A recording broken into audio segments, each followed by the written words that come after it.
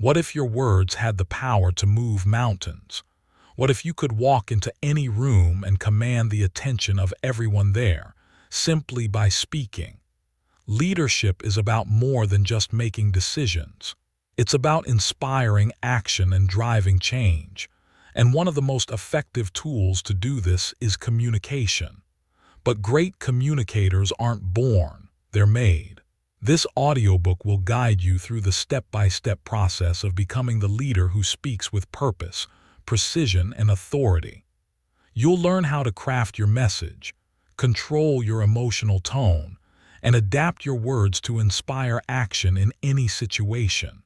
Whether you're trying to convince a client, motivate a team, or change someone's perspective, the ability to communicate with clarity and intent is the key to your success. If you're ready to learn how to speak like a true leader, hit the like button and subscribe to Bluewave Audiobook for more expert communication techniques. Chapter 1. Think clearly. Imagine you're standing in front of an important meeting. The eyes of your colleagues are on you, waiting for your every word. But then, something happens. Your thoughts scatter. The words get stuck. You feel your confidence begin to crumble as you try to gather your ideas, but it's already too late. The message is lost before it even leaves your lips. This isn't just about nerves. It's about something much deeper, something that impacts how others perceive you, your ideas, and ultimately, your ability to lead. There's a truth most people won't face. If you can't think clearly, you can't communicate clearly. And if you can't communicate clearly, you can't influence. The way you think directly shapes the way you speak. That means that the strength of your words starts long before they are spoken. It begins in the silence before the first word. And if you can't get your thoughts organized, if your mind is a messy jumble of half-baked ideas, how do you expect your words to be anything but the same? We've all been there, stumbling, second-guessing, unsure of what we even meant to say in the first place. But the truth is, the ability to think clearly isn't something you're just born with. It's a skill you can cultivate. And it starts by learning to control the noise inside your head, organizing your thoughts before they reach your mouth. The power of clarity. When you hear someone speak with clarity, there's a power in it. It's not about being perfect. It's about being precise, intentional. And that's what this chapter is all about, learning to think clearly so your words carry the weight they deserve. The problem most people face is that they're trying to think and speak at the same time. It's a recipe for disaster. You've probably experienced it yourself.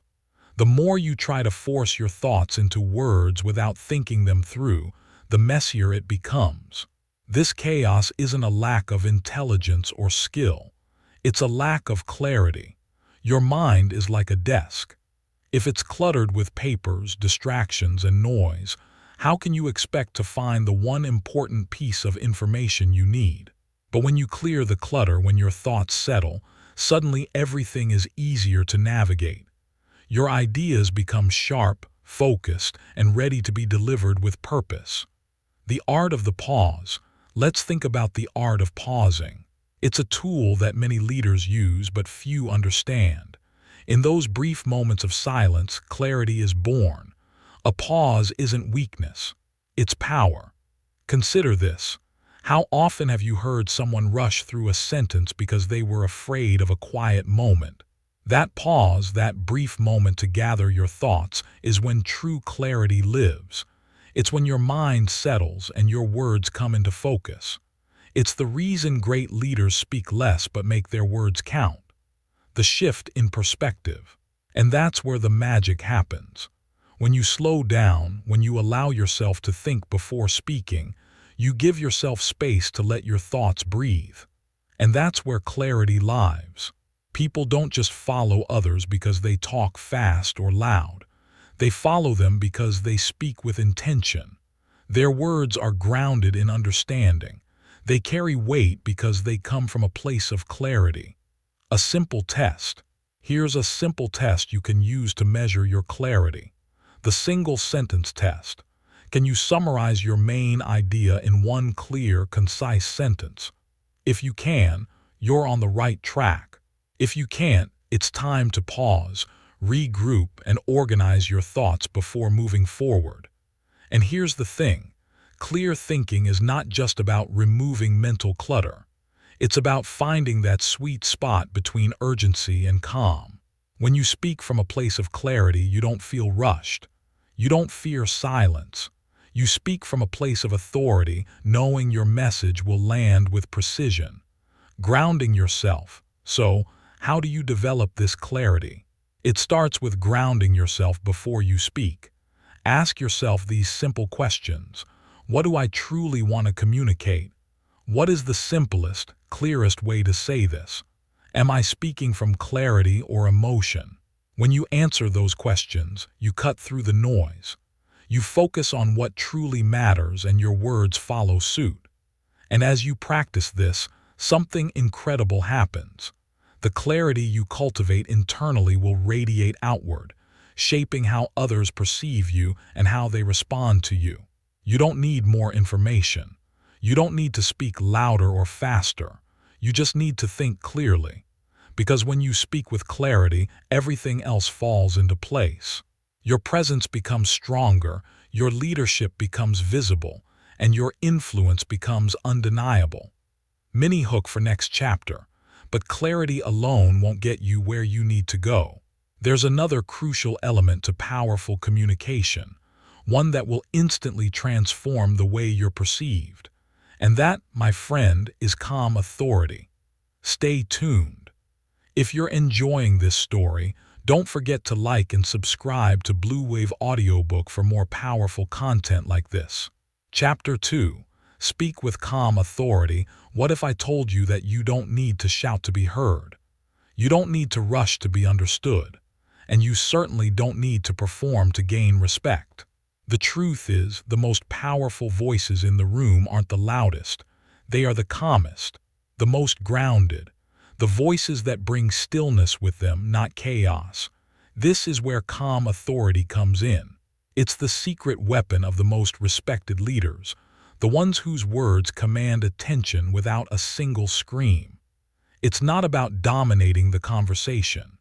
It's about mastering yourself, about having so much control over your presence that you don't need to force your point. Calm authority is quiet, but it's never passive. It's steady, but it's never weak. Most people mistakenly think authority comes from speaking louder, speaking faster, or speaking with more intensity. But here's the truth. Intensity without clarity doesn't create power. It creates pressure. And loudness without intention doesn't command respect. It creates noise. The real secret to commanding attention is calmness. And the best part, calm authority isn't something you're born with. It's something you can cultivate. The misunderstanding of authority. Take a moment to think about the leaders you've admired in your life. The ones who exude confidence. The ones whose presence is magnetic, who don't need to shout to be heard. I'm not talking about the leaders who rely on volume and speed to get their point across. I'm talking about the ones who speak slowly, thoughtfully, and still manage to move mountains with their words. They don't need to rush. Their presence is their authority. Here's the truth professionals learn over time.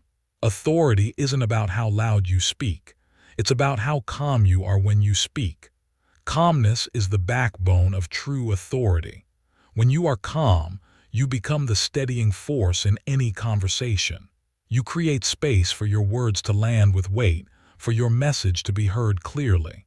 But what happens when your voice is shaky?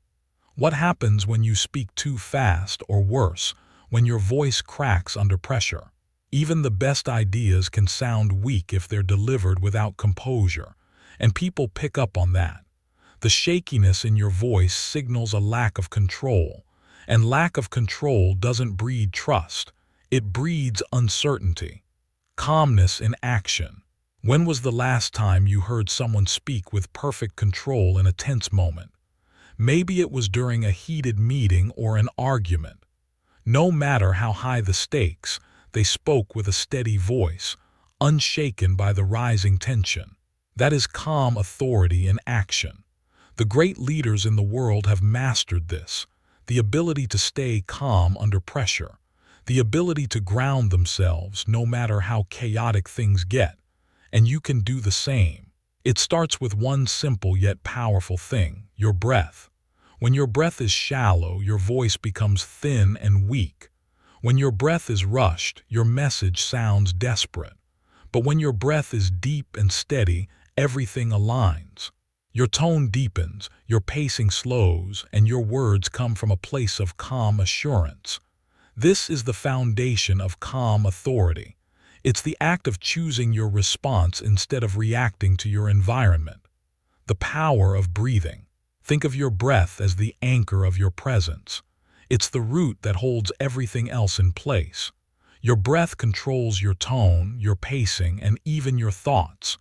Without steady breath, there can be no steady voice. Your breath sets the rhythm of your words. It controls how you pace yourself in a conversation, how you make your point, and how you leave room for others to respond.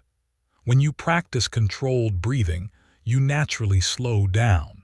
You give yourself time to think before you speak. You create space for your thoughts to form into clear, deliberate words. And when your words come from that space, they land with weight. People listen because they can feel your composure, your control. In moments of tension or stress, most people speed up. They talk faster, their words spill out, and their anxiety becomes contagious.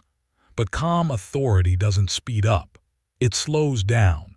It takes its time, finding the right words, choosing them with care. This is what makes your voice a source of comfort, not pressure. The impact of calmness in high-stress situations. Imagine you're in a high-stakes situation, maybe an important presentation, a difficult conversation, or even a confrontation. The typical response might be to raise your voice, speak faster, or overwhelm the other person with your points. But what if, instead, you took a breath? What if you spoke slowly and deliberately, choosing your words with care? The shift would be profound. Not only would your message be clearer, but the room would also respond to your calmness. It's like the air in the room settles when you speak from a place of composure. When you choose calmness, you give others the space to think, to respond, and to engage without feeling pressured. You create a sense of emotional safety. People trust the person who isn't rattled by the chaos. They trust the person who can stay grounded when everyone else is on edge. Calm authority in conflict. One of the greatest tests of calm authority is how you respond to conflict. When someone challenges you, questions your ideas, or interrupts you, it's easy to fall into defensiveness. It's easy to react in frustration or anger, but calm authority doesn't react. It responds. It pauses, gathers itself, and then speaks with intention. It doesn't rush to defend. It takes a breath, absorbs the tension, and addresses the challenge from a place of control. This is the power of calmness. It doesn't just influence the room. It changes the energy of the room. It draws people in, because calmness is a signal of confidence. When people see you remain composed, they respect you more. They feel like they're in the presence of someone who knows how to navigate complexity, someone who has the capacity to lead. The calm speaker's advantage. People are drawn to those who speak calmly. It's not about being emotionless or distant. It's about being emotionally intelligent. It's about acknowledging your feelings but not letting them hijack your message. When you speak with calm authority, you become the anchor in a storm. Your words become the steady force that guides others, not the chaotic noise that overwhelms them. The most powerful speakers are not the ones who shout the loudest. They are the ones who speak with presence, whose calmness transforms every room they enter. And that presence, that calm authority, is what people will remember. Because when you speak with calm authority, you speak from a place of control. You don't need to force your message. Your message is magnetic because it comes from a place of grounded strength. If you're ready to begin cultivating calm authority, start with your breath. Practice controlling your breath before you speak. Take a moment to center yourself before every conversation. You'll find that not only does your message become stronger, but your presence becomes undeniable. Chapter 3. Use words that carry weight. Have you ever listened to someone speak and felt like their words didn't just float through the air, they actually landed? You could feel the gravity of every sentence. Every word felt deliberate, meaningful. It wasn't about speaking faster or louder. It was about speaking stronger. This is the magic of using words that carry weight. Words are not just tools for communication. They are the currency of influence. When used effectively, they can move people, shape perceptions, and even change the course of events. Yet, too often, people speak without realizing the full power behind their words. They fill sentences with qualifiers, hedging phrases like "I think," "maybe," "sort of," or "probably." These words soften their message before it even has a chance to make an impact. But here's the hard truth. Weak words lead to weak influence.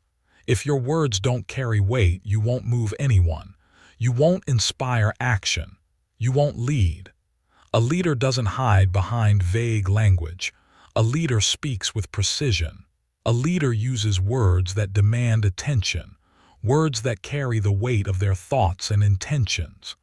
This chapter is about transforming the way you speak, about learning to use language with purpose, clarity, and force. When your words are sharp, your presence becomes strong. And when your presence is strong, people listen. They trust. They follow. The power of precise language. Let's start by thinking about a simple concept. The difference between weak and strong words. Weak words come across as hesitant, unsure. They undermine your confidence before you even speak. You've heard them before. "I think this might be the right direction. Maybe we should consider this." Sort of like. These words don't command respect. They don't move the conversation forward. Instead, they create ambiguity. They leave room for doubt. And when doubt creeps in, momentum is lost. You're not only making your message unclear, you're giving others the chance to question your competence and authority. Now compare that to a statement like, "Here's the direction we need to take.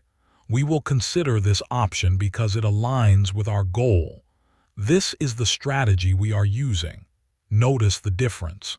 The second set of statements is direct. It's confident, it's clear. When you speak with precision, you remove ambiguity. You eliminate second guessing. You show that you know exactly what you want to say and that you mean it. Why weak words don't work. Weak words are like smoke. They dissipate before they can make an impact. They dilute your message, making it harder for people to latch onto your point. But when you speak with strong words, you're like a sculptor chipping away at the stone, carving out exactly what you want others to see and feel. Think about a time when you've had to make a decision, when someone told you what to do, but they weren't sure about it themselves. Did you feel confident in their direction? Probably not. People judge your level of confidence based on the words you choose. Weak language signals that you're uncertain, that you haven't fully committed to your own message. And when others sense that uncertainty, they hesitate. But when you speak with power, with clarity, others can feel your certainty. They trust you more. They're more likely to act on your words, to follow your lead because they know you're not guessing. You're leading with conviction. The dangers of filler words. One of the most insidious habits in communication is the use of filler words. Words like like, you know, and just sneak into our speech without us even noticing. They fill the space when we feel uncomfortable or uncertain. And while they may seem harmless, they chip away at your credibility. Filler words are verbal crutches. They might help you stand in the moment, but they stop you from walking with authority. When you speak with filler words, you lose precision. You lose impact. You lose control. Here's a challenge. The next time you speak, pay attention to the words you use. Are you relying on filler words to fill the silence? Are you adding extra words because you're afraid of leaving a pause? Removing filler words to strengthen your message. The key to eliminating filler words is awareness. The moment you become conscious of them, you can stop using them. And when you remove filler words, your speech becomes cleaner. Your message becomes sharper. You speak with intention, not hesitation. Try this. When you feel the urge to use a filler word, take a pause instead. Use the pause as a tool, not a void. The pause will allow you to gather your thoughts, and it will give your words more weight. It's in the silence that clarity forms. It's in the silence that you can choose your next words with intention. The role of directness in communication. Another powerful shift that comes with strong language is directness. Directness is the antidote to confusion. When you speak directly, you eliminate the guesswork. You tell people exactly what you want them to know. You don't leave room for misunderstanding. Let's go back to the example of weak words. I think this might be the right direction. Now compare it to, this is the direction we need to take. Which one is more compelling? Which one is easier to act on? Directness isn't about being rude. It's about being clear. When you speak directly, you respect your audience's time. You give them the information they need without padding, without hesitation. Most people shy away from directness because they fear it might come off as too blunt or harsh. But directness is not aggression. It's clarity. It's strength. It's showing respect for your audience by speaking to them honestly and concisely. How strong words shape your identity. The language you use has a profound impact on your identity. Words aren't just tools to communicate with others, they're reflections of who you are. When you speak weakly, you begin to think weakly. When you say maybe, sort of, and I guess, you start to second-guess yourself. You start to doubt your own decisions. But when you speak with conviction, when you use precise language, your thinking shifts. You begin to make decisions with confidence. You become the person who knows exactly what they want, exactly what they believe in, and exactly where they're going. Your words shape the way you see yourself. They shape the way others see you. And when you speak with strong words, you send a message to yourself and to the world. I am confident. I am capable. I know what I'm talking about. Speaking with precision in high-stakes moments. There will be times when you need your words to carry even more weight, moments when the stakes are high, and you're expected to deliver. In these moments, precision is everything. Think about a crucial meeting, a pivotal conversation, or a negotiation. The words you choose will determine the outcome. In these high-pressure situations, strong, precise language is your ally. It's your shield against ambiguity. It's your armor against confusion. When you speak with precision, you give your audience no choice but to listen. You eliminate all distractions, all hesitation, and all uncertainty. The power of a strong sentence. Here's the secret. A single strong sentence can change everything. It can solidify your point, inspire action, and convey your authority all in one go. But a weak sentence, filled with I think and maybe, will fail to make the same impact. Let's look at two versions of the same sentence. I think we might want to consider doing this, but I'm not sure. This is what we're going to do next, and here's why. The second sentence is clear. It's decisive. It's anchored in certainty. And that certainty is what makes it powerful. To speak with power, start by eliminating the weak words in your vocabulary. Speak directly. Speak confidently. Speak with intention. The words you choose define who you are and how people perceive you. Choose them carefully. But it's not just about the words you say, it's about how you say them. In the next chapter, we'll dive into the secret of speaking in a way that makes people act. Stay tuned to learn how to speak with purpose and trigger real movement. If you're enjoying this story, Don't forget to like and subscribe to Bluewave Audiobook for more powerful content like this. Chapter 4. Structure your message if you want to be heard. If you want to be followed, you need more than just good ideas. You need a strong structure. Your message needs a backbone that holds everything together, something that guides the listener from the beginning to the end without losing momentum along the way. Most people struggle with communication not because they lack intelligence, but because they lack structure. They jump into a story without a clear point. They deliver details before providing context. They speak for minutes without landing on the core idea they're trying to communicate. The result? A blurry message that loses the listener's attention. A lack of structure leads to a lack of influence. Here's the truth. Structure is not restrictive. Structure is liberating. It's the framework that allows your message to breathe. It's the clarity that allows your ideas to take flight. When you structure your message with precision, your audience can follow you with ease. They understand where you're going, why you're going there, and what they need to pay attention to. The power of a strong framework. Think of your message like a building. Without a solid foundation, it will crumble. Without a strong framework, it will collapse under its own weight. A well-structured message, however, stands tall. It's built to last. Every point you make has a place. Every piece of information is connected, flowing seamlessly from one thought to the next. So what does a strong structure look like? A structured message has 4 key components. 1. Clarity at the top. 2. Support in the middle. 3. A pause to emphasize. 4. Direction at the end. Let's break down each of these elements. 1. Clarity at the top. The most important part of your message is your core idea, the main point you're trying to communicate.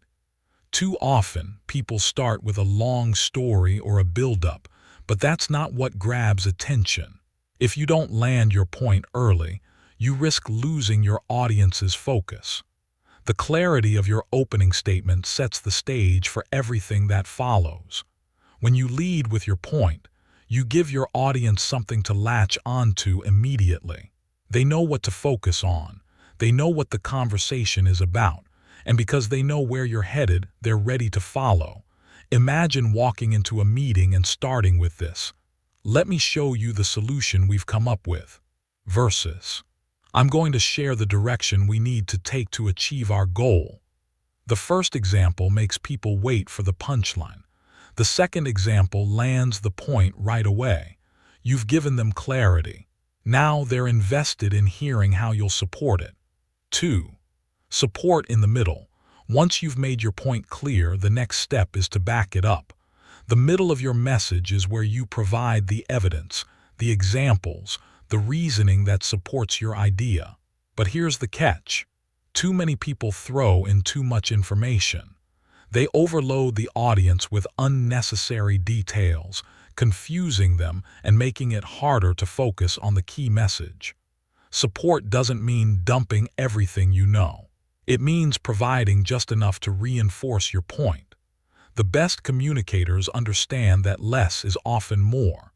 They give their audience what they need, no more, no less. Too much information dilutes the message. Too little leaves people hanging. You need to find that sweet spot. Imagine this scenario. You have a great idea, but without solid support, it falls flat. With the right amount of evidence, examples, and reasoning, your idea becomes undeniable. Support is about showing your audience why your point matters. It's about giving them context so they understand the importance of what you're saying. 3. A pause to emphasize. Most people are afraid of silence. They rush from one sentence to the next, never pausing long enough to let their words sink in. But silence is one of the most powerful tools you can use in communication. A pause isn't emptiness. A pause is emphasis. It's the space where your message lands. It's where your audience absorbs your words and processes their meaning. When you pause before or after a key point, you give that point weight. You let the message sink in. Think about a great speaker. How often do they pause? It's not an accident. The pause creates anticipation. It lets the audience know that what's coming next is important. It gives them time to digest the message. And it gives you time to regain control, to gather your thoughts, to speak with even more intention. A pause can be just a second, but it changes everything. It tells the audience, what I just said matters, and what I'm about to say matters even more. 4. Direction at the end. Once you've made your point, supported it with evidence, and emphasized the key moments, it's time to give your audience direction. What happens next? What should they do with the information you've shared? Direction is what turns understanding into action. Without direction, your message is just noise. But when you give your audience a clear next step, you transform a conversation into progress. You make sure your message doesn't just sit in the air, waiting to be forgotten. You give it purpose. This is the difference between a communicator and an influencer. A communicator shares information. An influencer turns that information into momentum. You need to tell people what happens next. It doesn't have to be forceful. It just has to be clear. When you give direction, you show leadership. You tell people, here's where we're going. Here's the path to take. Let's move forward together. The freedom of structure, you might be thinking, but doesn't structure limit creativity? Doesn't it box me in? The answer is no. In fact, structure gives you freedom. It gives you the space to be creative, to explore ideas without losing sight of your main message. Imagine trying to build a house without blueprints. It would be chaotic. You'd constantly be wondering, where does this wall go? What's the purpose of this room? But when you have a solid structure, a plan, you know exactly where everything fits. And once you have the framework, you can make it your own. Communication is no different. Structure isn't about restricting your creativity. It's about freeing you from the chaos of disorganization. Once you have the framework, you can fill in the details with confidence.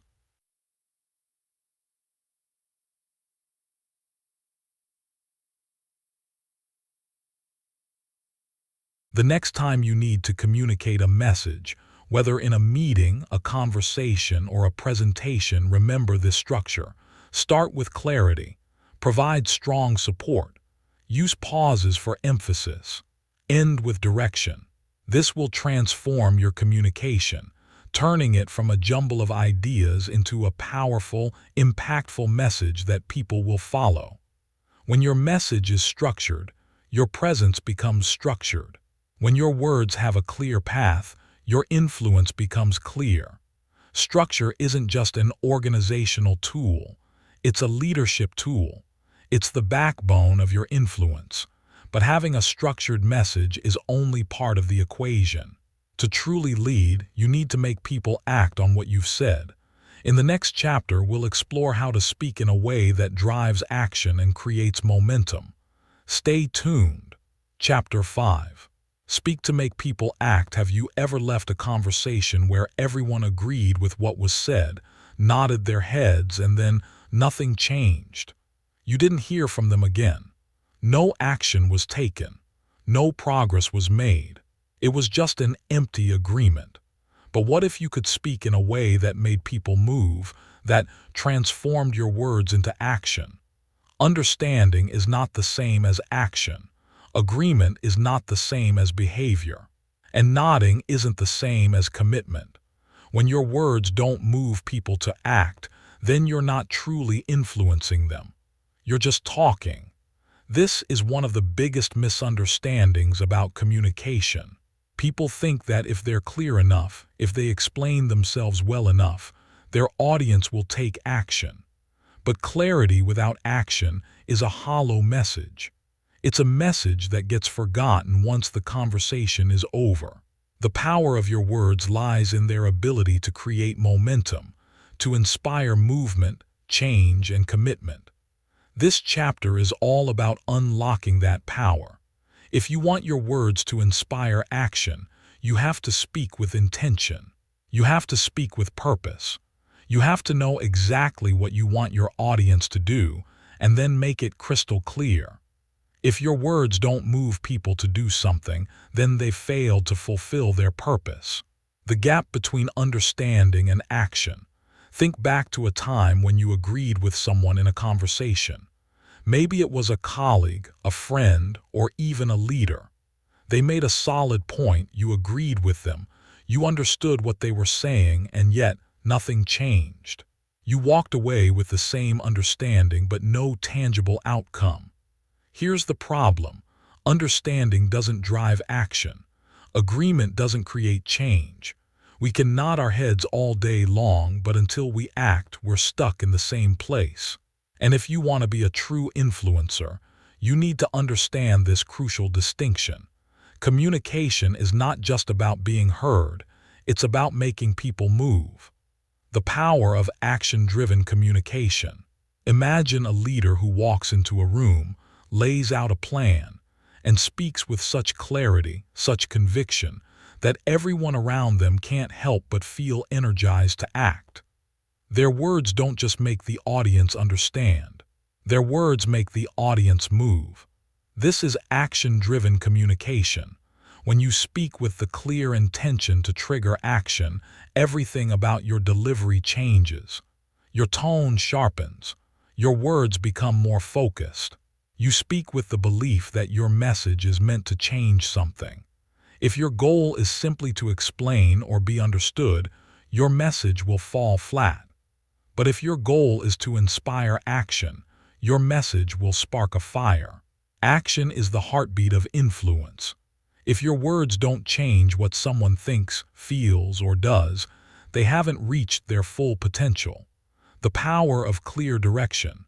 This brings us to one of the most powerful aspects of action-driven communication. Clear direction. You cannot expect people to act if they don't know what to do next. Most of the time, people don't fail to take action because they disagree with you. They fail because they don't know what the next step is. When you end a conversation or a presentation with a vague, "We should think about this," or "maybe we'll figure it out later," you leave the door open for hesitation. People are left wondering, what now? And when there's uncertainty, there's no momentum. People need direction, clear, actionable steps that lead them from where they are to where they need to go. Great communicators understand this. They don't just finish with a thought, they finish with a call to action. They give the audience something to do, something specific, something they can act on immediately. And when people know exactly what to do next, they're more likely to take that step. The art of making the next step simple. You might have the most brilliant ideas in the world, but if your audience is overwhelmed with complex instructions, they'll freeze. If your message feels like a mountain, no one will climb it. But if you break the message down into manageable steps, if you make the next move simple and clear, you remove the obstacles to action. Leaders make the next step feel possible. They shrink it down, making it manageable. Instead of saying, "We need to completely change our strategy," they say, "Here's the first step we're taking today." That first step feels doable. It feels safe. And once people take that first step, momentum begins to build. Imagine this. You're leading a team and the project feels overwhelming. You could say, "We need to completely revamp our entire approach." Or you could say, "The first step is to schedule a meeting tomorrow to discuss our priorities. Once we've done that, we'll take the next step." Which one sounds more actionable? Which one inspires movement? The second one, it's specific, it's clear, it's focused on the first manageable step, the role of urgency. In many cases, creating urgency is key to driving action. People need to feel like they need to act now, not later. But here's the important thing. Urgency doesn't mean stress. Urgency doesn't mean rushing. It means making the situation feel important. It means helping others see that there is value in acting right now. Urgency is about timing. It's about presenting your message in a way that highlights the importance of immediate action. If you wait too long, people lose the sense of urgency. If you speak too softly, people won't feel the need to move. But when you speak with urgency, when you speak with the knowledge that this moment matters, you inspire others to act. Clarity equals confidence. People act when they feel confident. When you speak with clarity and precision, you give others the confidence they need to move forward. You make it easy for them to say, "Yes, this is the right choice," because you've removed the confusion. You've made it clear. And when people feel confident in their decision, they're more likely to act. Your language should give them that confidence. When you speak with authority, with clarity, and with a clear next step, you're giving people the permission to move. You're creating an environment where action is not only possible but inevitable. The emotional energy behind action, speaking to make people act, isn't just about logic. It's about emotional energy. People don't act because they understand the facts. They act because they feel something. They feel urgency. They feel the weight of the decision. They feel motivated by your words. To inspire action, you need to connect emotionally with your audience. When you speak with emotion, not in a manipulative way, but in a way that connects to their hopes, fears, and desires, you light a fire in them. You move them from understanding to action. Every time you speak, ask yourself, what action do I want people to take? Have I made that action clear? Have I made it simple? Have I created urgency around it? If the answer is no, then your message hasn't reached its full potential. Speak to make people act. Speak with intention. Speak with direction. And when you do, you will become the kind of communicator who doesn't just get heard, you get followed. Chapter 6. Master your emotional tone. Have you ever listened to someone speak, and despite their words being correct, something just didn't feel right? Maybe their tone was off, or their voice didn't match the message they were delivering. The truth is, what you say is only part of the equation. The way you say it, the tone you use, has the power to make or break your communication. Your message is never just the words you say. It's the emotion wrapped inside those words. Tone is the truth behind the message. Tone can reveal whether you're confident or insecure, calm or frazzled. It shows whether you're in control or out of control. And more than anything, your tone is what determines how people feel about your message. It's not enough to simply speak the right words. The impact of those words depends entirely on the emotional energy behind them. If your tone doesn't align with your message, you lose influence. If your tone doesn't convey confidence and calm, your words will lack the weight they need. A defensive tone makes a smart message sound unsure. A rushed tone makes an important message sound sloppy. A tense tone makes even the best ideas sound hostile. This chapter is all about mastering your emotional tone, understanding how it shapes your message, how it influences your presence, and how it can be controlled to create deeper, more powerful communication. Why tone matters. Tone is one of the most overlooked aspects of communication. People often focus on the words they're using, the content of the message, but forget that tone is just as important, if not more. Think about it. You could say all the right things, but if your tone conveys anger, frustration, or impatience, your message won't be received the way you intended. Tone doesn't just affect how others hear you. It affects how they feel about you. Your tone sets the emotional atmosphere of the conversation. It establishes whether the room feels tense, relaxed, open, or closed off. And if you can control your emotional tone, you can control the emotional energy of the room. Imagine listening to a leader speak about a challenging project. If their tone is confident, steady, and calm, you'll feel reassured. You'll believe in their ability to lead the team through the challenge. But if that same leader speaks with uncertainty, frustration, or impatience. Even if they're saying the right things, you'll doubt their capability to handle the situation. Your tone reveals whether you're a source of calm or chaos. The truth behind your tone is the billboard for your emotional state. It broadcasts how you feel even if you don't say a word about it. If you're stressed, your voice tightens. If you're angry, your rhythm becomes sharp and fast. If you're unsure, your pitch rises and your words become less decisive. People will feel your tone before they hear your words. This is why emotional control is so crucial. When you're in a high-pressure situation, your tone can reveal your inner chaos. But when you're calm, composed, and grounded, your tone becomes an extension of that calmness. And when you master emotional control, your voice reflects that steady confidence, which naturally draws people in and earns their respect. How your emotions control your tone. Think of a time when you were nervous before speaking. Maybe it was in front of a big audience or in a high-stakes conversation. You probably felt your heart race, your breath become shallow, and your voice start to quiver. Your emotions were controlling your tone, making it unstable. Now imagine the opposite, a time when you were calm, composed, and in control. Your breath was steady, your thoughts were organized, and your voice reflected that calm confidence. The message you delivered felt grounded, and your tone conveyed a sense of authority and trustworthiness. The key here is emotional regulation. Your tone is the direct reflection of your emotional state, and if you can control that state, you can control your tone.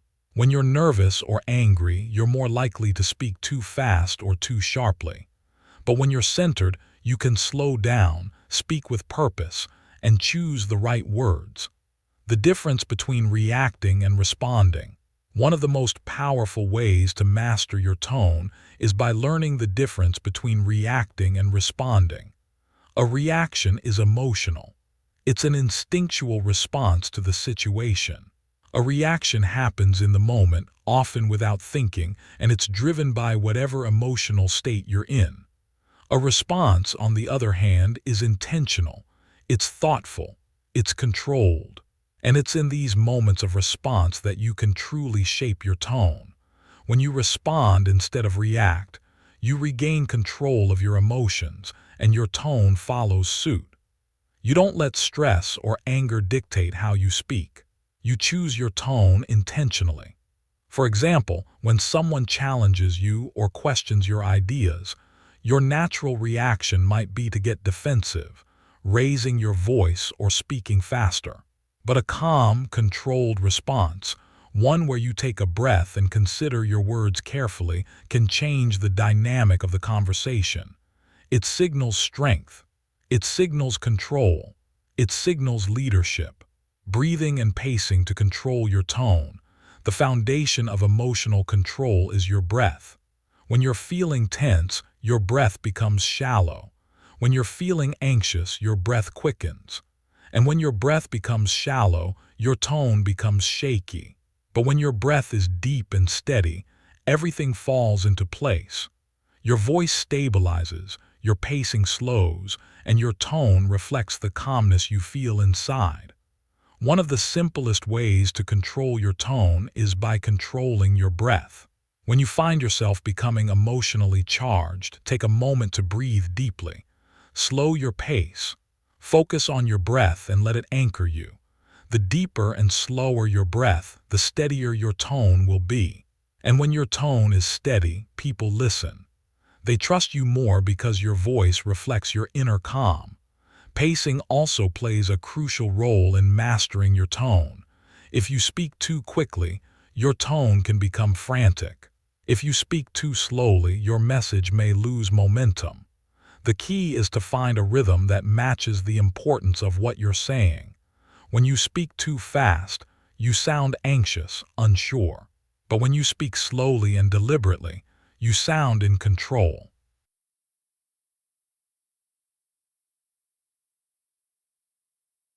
The impact of tone in high-pressure situations. In moments of high pressure, when emotions are running high and the stakes are high, most people lose control of their tone. They speak faster. Their voices become higher pitched, more frantic. But this is the exact moment when you need to be the calmest. This is when your tone matters most. When the room is tense, your calmness becomes a stabilizing force. People listen to the person who stays composed when others lose their balance. Your steady tone absorbs the tension, allowing people to feel more relaxed and open to what you're saying. Your tone becomes an anchor in the storm. The role of tone in leadership. Tone is a key indicator of leadership. Leaders who speak with a calm, steady tone naturally command respect. Their tone doesn't need to be loud or aggressive. It simply needs to be steady, grounded, and intentional. And because people trust those with calm authority, they're more likely to follow their lead. Think about leaders you admire. Whether in business, politics, or sports, they rarely lose control of their tone. They don't speak out of anger or fear. They speak with purpose, with clarity, and with emotional control. Their tone is a reflection of their leadership. When you speak with control, you give others confidence. You guide them with your voice. And that is the true power of tone. Mastering your emotional tone. Mastering your emotional tone isn't about suppressing your feelings. It's about acknowledging your emotions without letting them control you. It's about choosing your tone instead of reacting impulsively. It's about staying centered, staying grounded, and speaking with intention, no matter what's happening around you. Start by paying attention to your emotions and how they affect your tone. Practice deep breathing to stabilize your voice. Slow down when you speak to give your message more weight.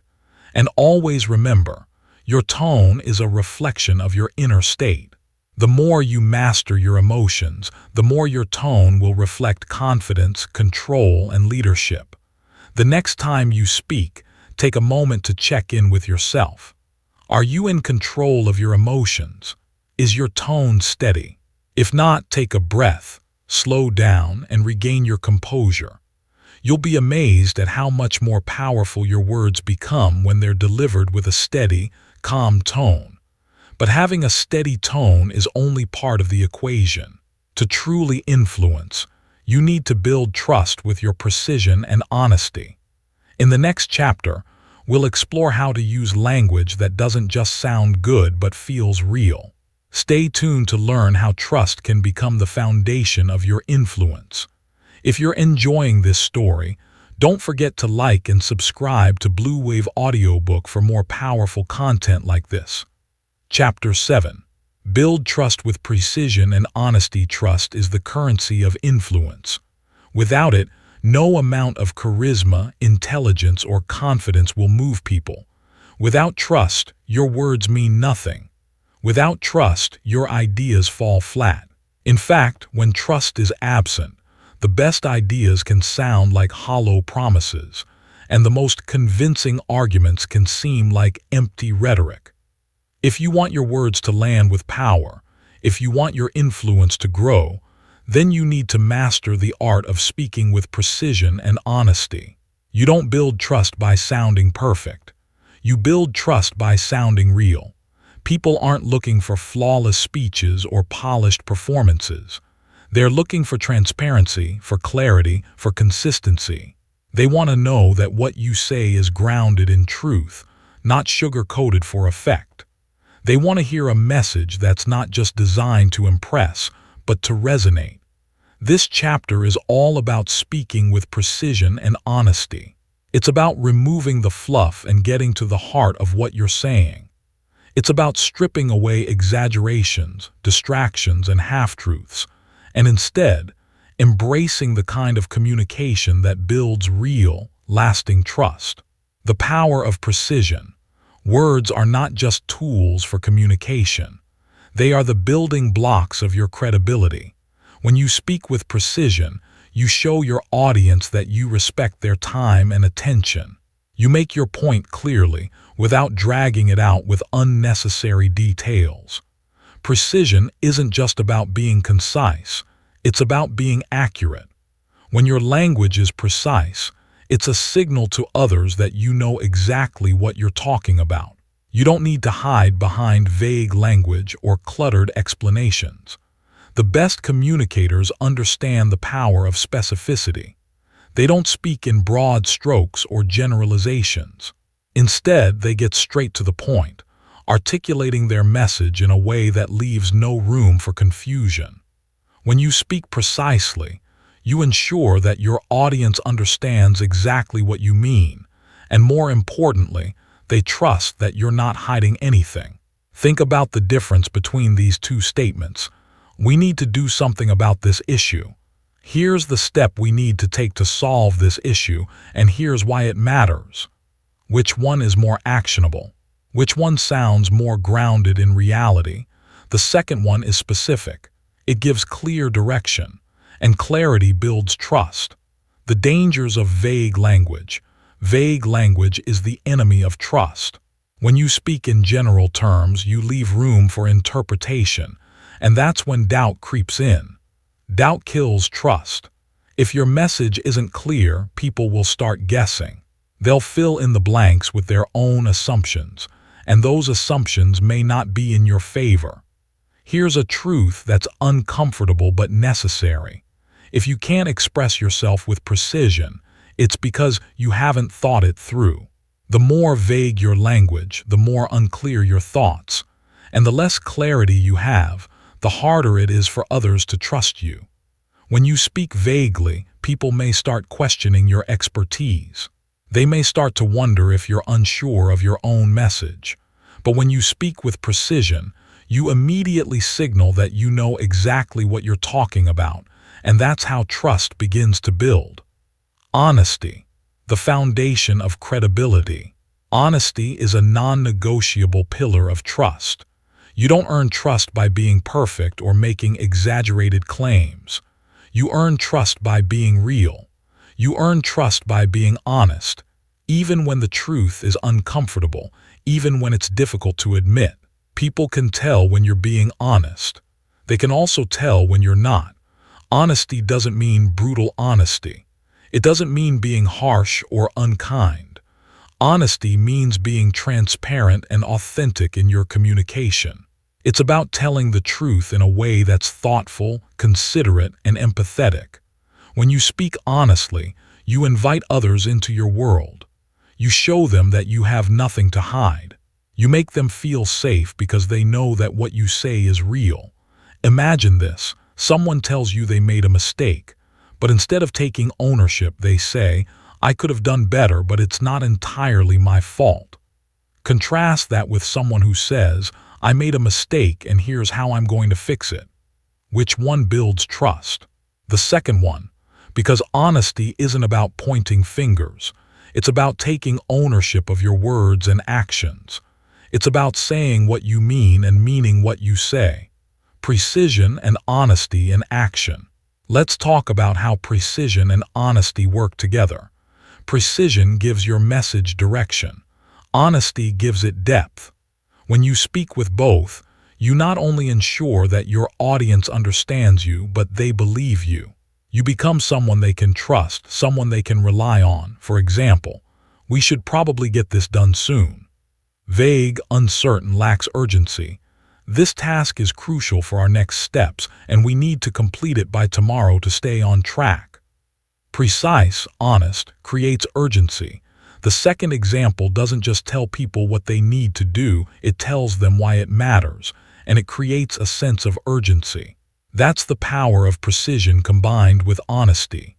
You're not just giving them information, you're giving them a clear, actionable path. The risk of overpromising. One of the quickest ways to lose trust is by overpromising and underdelivering. People are naturally drawn to those who are realistic and grounded in their communication. When you promise too much, you set yourself and your audience up for disappointment. On the other hand, when you're honest about what you can and can't do, people will respect your integrity. Honesty also means acknowledging when you don't know something. Here's a powerful phrase. "I don't know, but I'll find out." That simple admission creates trust because it shows you're not pretending to have all the answers. You're willing to admit when you don't know something, and you're willing to take the necessary steps to learn. People trust that kind of transparency. Building trust in challenging conversations. The true power of honesty and precision is revealed in challenging conversations. These are the moments when your trustworthiness is truly put to the test. Whether it's delivering difficult feedback, admitting a mistake, or navigating a conflict, your ability to speak with honesty and precision will determine whether or not you maintain trust. In these situations, people will be listening not just to the words you say, but to the emotions behind them. If your words are backed by genuine honesty, not just a performance, people will feel your sincerity. They will trust you even if the conversation is uncomfortable. Honesty in leadership. Great leaders are honest with their teams. They don't hide the truth to spare feelings. They don't sugarcoat challenges. Instead, they face the truth head-on and communicate it clearly. They say, "Here's where we are, and here's what we're going to do about it." When you speak with honesty, you create an environment of trust. People feel safe because they know that what you say is what you mean. They feel confident in your leadership because they can rely on your transparency. And they feel empowered because they understand the reality of the situation. No sugarcoating, no half-truths, just the facts. The next time you speak, ask yourself, am I being precise? Am I being honest? Am I avoiding vagueness and overpromising? If you can answer yes to these questions, then your words will carry weight. People will listen to you, trust you, and follow you. Precision and honesty aren't just tools for effective communication. They're the foundation of genuine influence. But trust isn't built just by what you say.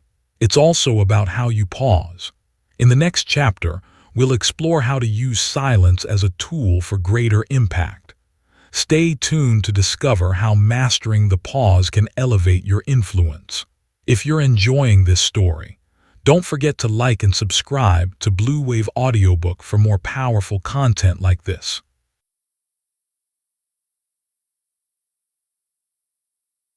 Chapter 8.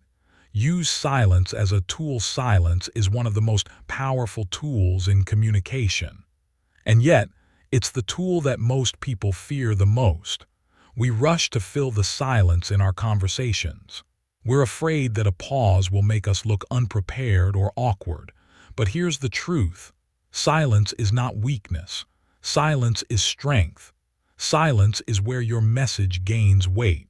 Silence is the space where your words sink deeper, where they get absorbed. Silence is the moment when your presence becomes undeniable. Silence is where real influence happens. It's in that stillness that your message moves from good to unforgettable. This chapter is about learning how to use silence as a tool. It's about discovering the incredible power that comes from pausing, from giving your words room to breathe. When you master silence, your communication becomes not just heard but felt. The misunderstanding of silence. Most people misunderstand silence. They think it's empty. They think silence means something is wrong, that there's a gap that needs to be filled. So they fill the silence with unnecessary words, hoping to cover up what they believe is a flaw. But silence doesn't need to be filled. It's not empty. Silence is full of meaning, full of intention, full of power. The moment you stop fearing silence, you start using it to your advantage. You begin to realize that silence speaks louder than words ever could. Silence tells the listener, "What I just said matters." Silence gives people time to process, to think, to absorb your message. And that's when your words have true impact. The power of a well-timed pause. Think about the last time you heard a great speaker. Did they speak non-stop, racing from point to point? Or did they use pauses strategically? The best speakers understand the importance of timing. They know when to pause, when to let their words breathe, when to give their audience a moment to catch up. A pause isn't a sign of uncertainty. It's a sign of control. When you pause before or after a key point, you give that point weight. You give it emphasis. A pause tells the listener, pay attention, this matters. Without a pause, your words might get lost in the flow. But when you pause, everything comes into sharp focus. Think of your message like a song. The words are the notes, but the silence between those notes is what makes the melody come alive. Without space, everything becomes a blur. But when you use silence effectively, you create a rhythm. You create tension. You create meaning. Silence as a sign of confidence. Silence doesn't just amplify your message. It amplifies your presence. When you speak and then stop, you send a message to the room. I am confident enough to let this sit. I don't need to fill the space with more words. What I've said is enough. People respect the speaker who isn't afraid of silence. The greatest leaders don't rush through their messages. They don't fear the pause. Instead, they let silence do part of the work for them. A brief moment of quiet before a key statement makes the statement even more powerful. It builds anticipation. It gives the audience time to focus, to lean in, to pay attention. When you're speaking, pause before or after important points. Let the silence hang in the air, allowing your words to resonate. The pause is not emptiness. It's depth. It's the space where your message settles into the minds of your listeners. Silence in high-pressure moments. In moments of tension, during conflicts, negotiations, or high-stakes conversations, the natural instinct is to rush through the conversation, to speak faster in an attempt to take control. But the opposite is often more effective. When everyone else is speaking quickly, or when emotions are running high, you can create a shift by embracing the pause. When someone raises their voice, when emotions begin to rise, don't match their speed. Slow down. Let your words have space. This gives people a moment to process. It signals to them that you're in control. It lets them know that you don't need to rush because you've already got the situation in hand. In high-pressure situations, silence becomes a tool of authority. The person who can hold a steady, calm pause in the middle of chaos becomes the anchor. Everyone else may be reacting. You're responding with calmness, with control, with intention. Silence and emotional control. Silence is also a powerful tool in emotional control. When emotions run high, silence can be your ally. It prevents escalation. When someone else raises their voice or becomes agitated, you can use silence to bring the conversation back to a calm, grounded place. A well-timed pause allows you to gather your thoughts and choose your response thoughtfully, rather than reacting impulsively. It gives you control over the emotional energy in the room. And when you remain calm and composed, your influence grows stronger. People are drawn to those who are emotionally steady, who can hold their ground without getting pulled into the emotional storm. The role of silence in listening. The power of silence goes beyond speaking. It's just as important in listening. When you're in a conversation, silence allows you to truly listen. It allows the other person to share without interruption, and it gives you space to absorb what they're saying before you respond. When you listen with intention, when you create space between their words and your response, you show respect. You give the other person room to express themselves. And in return, they'll respect your input more because they know you've listened carefully. A key element of silence is recognizing when to let someone speak without rushing to fill the space. The act of listening attentively, without interrupting, creates a deeper connection. And when you speak after truly listening, your words will carry more weight, more relevance, and more impact. Silence as a strategy in negotiations. Negotiation is a perfect example of how silence can be used as a powerful tool. When you're negotiating a deal or making a request, you don't always need to keep talking. In fact, the more you talk, the more you risk losing ground. After you've made your offer or request, don't fill the space with justifications or added information. Let the silence sit. Let the other person process what you've said. You'll often find that the silence will push them to make the next move. People tend to fill uncomfortable silences with words, and sometimes in negotiations, those words can work in your favor. The courage to pause. The key to using silence effectively is courage. It takes courage to pause, to stop yourself from filling the air with unnecessary chatter. But when you master this courage, your communication becomes infinitely more powerful. You no longer feel the need to rush or over-explain. You don't fear the quiet moments because you understand that silence is an ally, not an obstacle. In fact, silence is often more revealing than words. When you stop speaking, you allow others to fill the space with their thoughts, their emotions, and their true intentions. You'll learn more in those moments than you will by rushing to speak again. The next time you speak, try this. When you finish a key point, pause. Don't rush to say more. Let the silence do the work for you. Let it give your words the weight they deserve. Feel the power in that pause. When you start using silence intentionally, you'll notice how your influence grows. Your message will be heard more clearly. Your authority will be undeniable, and your presence will be felt more deeply. Chapter 9.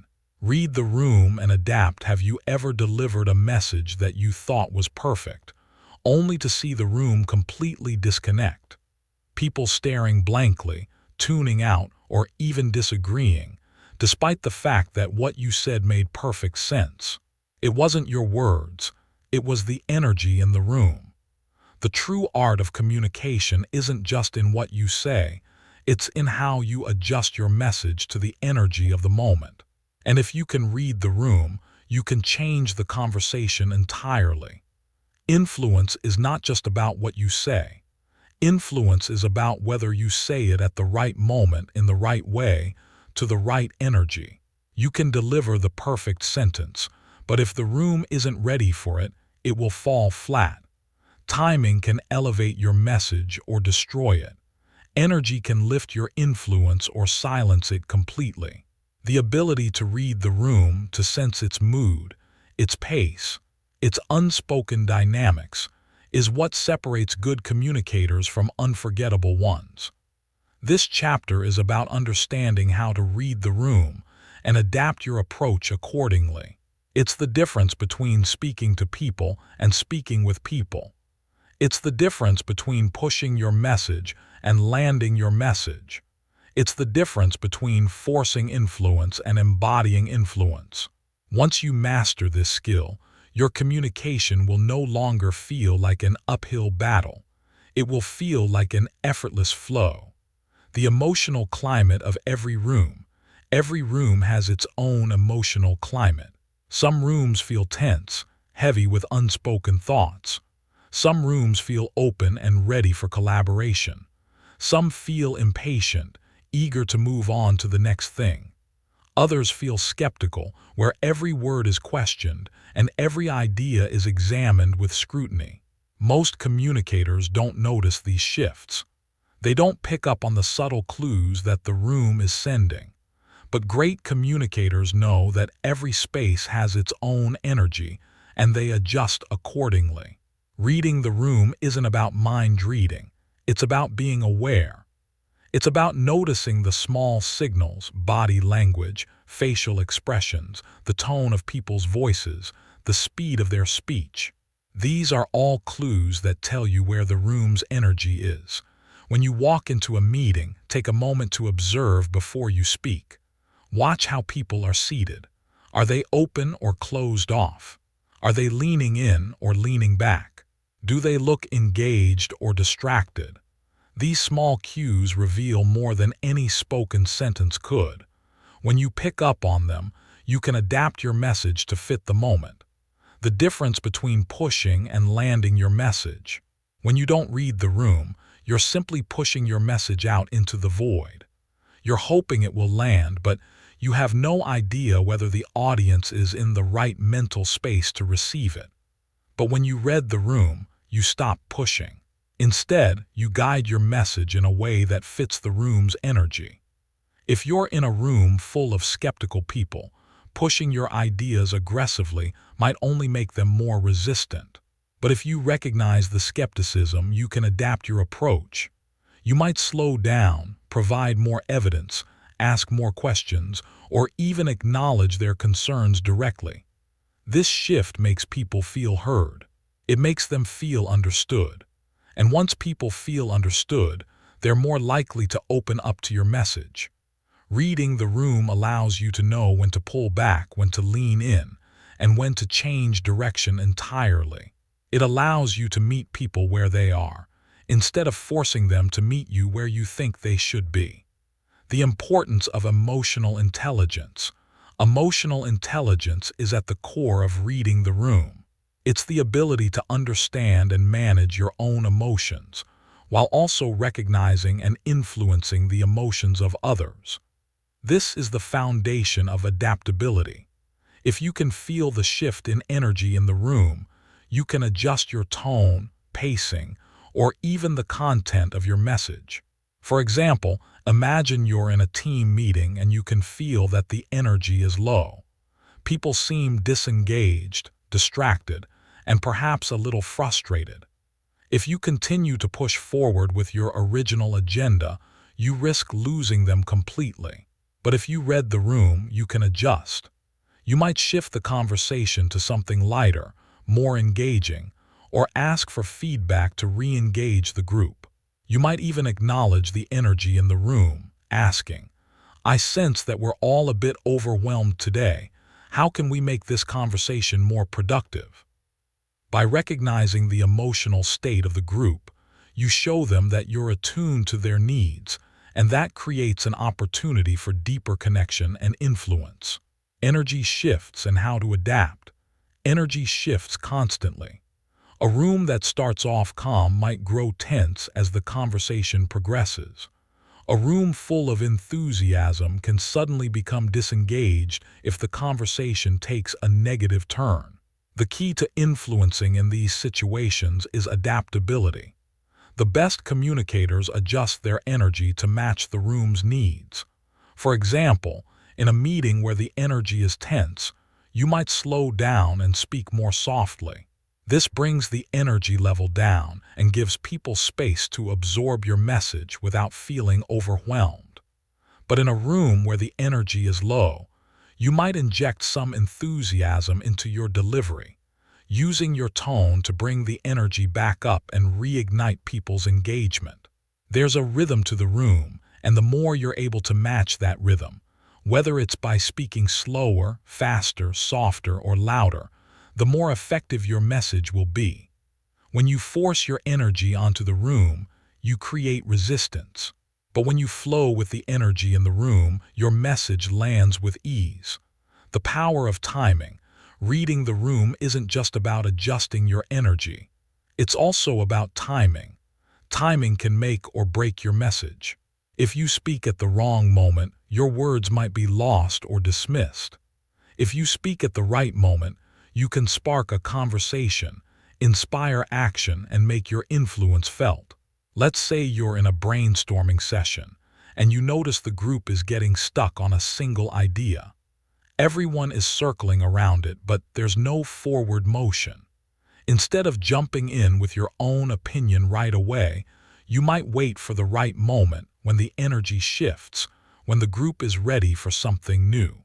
Then you speak with the perfect timing, offering a solution or a shift that moves the group forward. In that moment, your influence is amplified because you've chosen the exact right time to speak. The importance of adapting to different room energies. Different types of rooms require different approaches. You wouldn't communicate the same way in a high-energy brainstorming session as you would in a tense negotiation. Recognizing the difference is key. Some rooms need high energy and enthusiasm to move forward. Others need calmness and clarity to settle down and engage. In a room full of excitement, you can match that energy with your own enthusiasm, using your words to fuel the momentum. But in a room that feels closed off or defensive, you need to tone it down. You need to create space for people to feel safe and heard. By reading the room's emotional energy, you can adjust your approach to be more effective in any situation. The secret to seamless communication. The real secret to seamless communication lies in your ability to read the room and adjust accordingly. When you understand the energy of the room, you stop forcing your message. You stop fighting for attention. Instead, you adapt. You meet people where they are and guide them to where you want them to go. And when you can do that, your influence becomes effortless. Think of communication as a dance. If you try to lead without paying attention to the rhythm, you'll step on toes and create tension. But when you're attuned to the flow, when you match the rhythm of the room, the dance becomes effortless. You're no longer pushing for control, you're guiding it. So, how can you become a master of reading the room? Start by paying attention. Observe people's body language. Listen to the tone of their voices.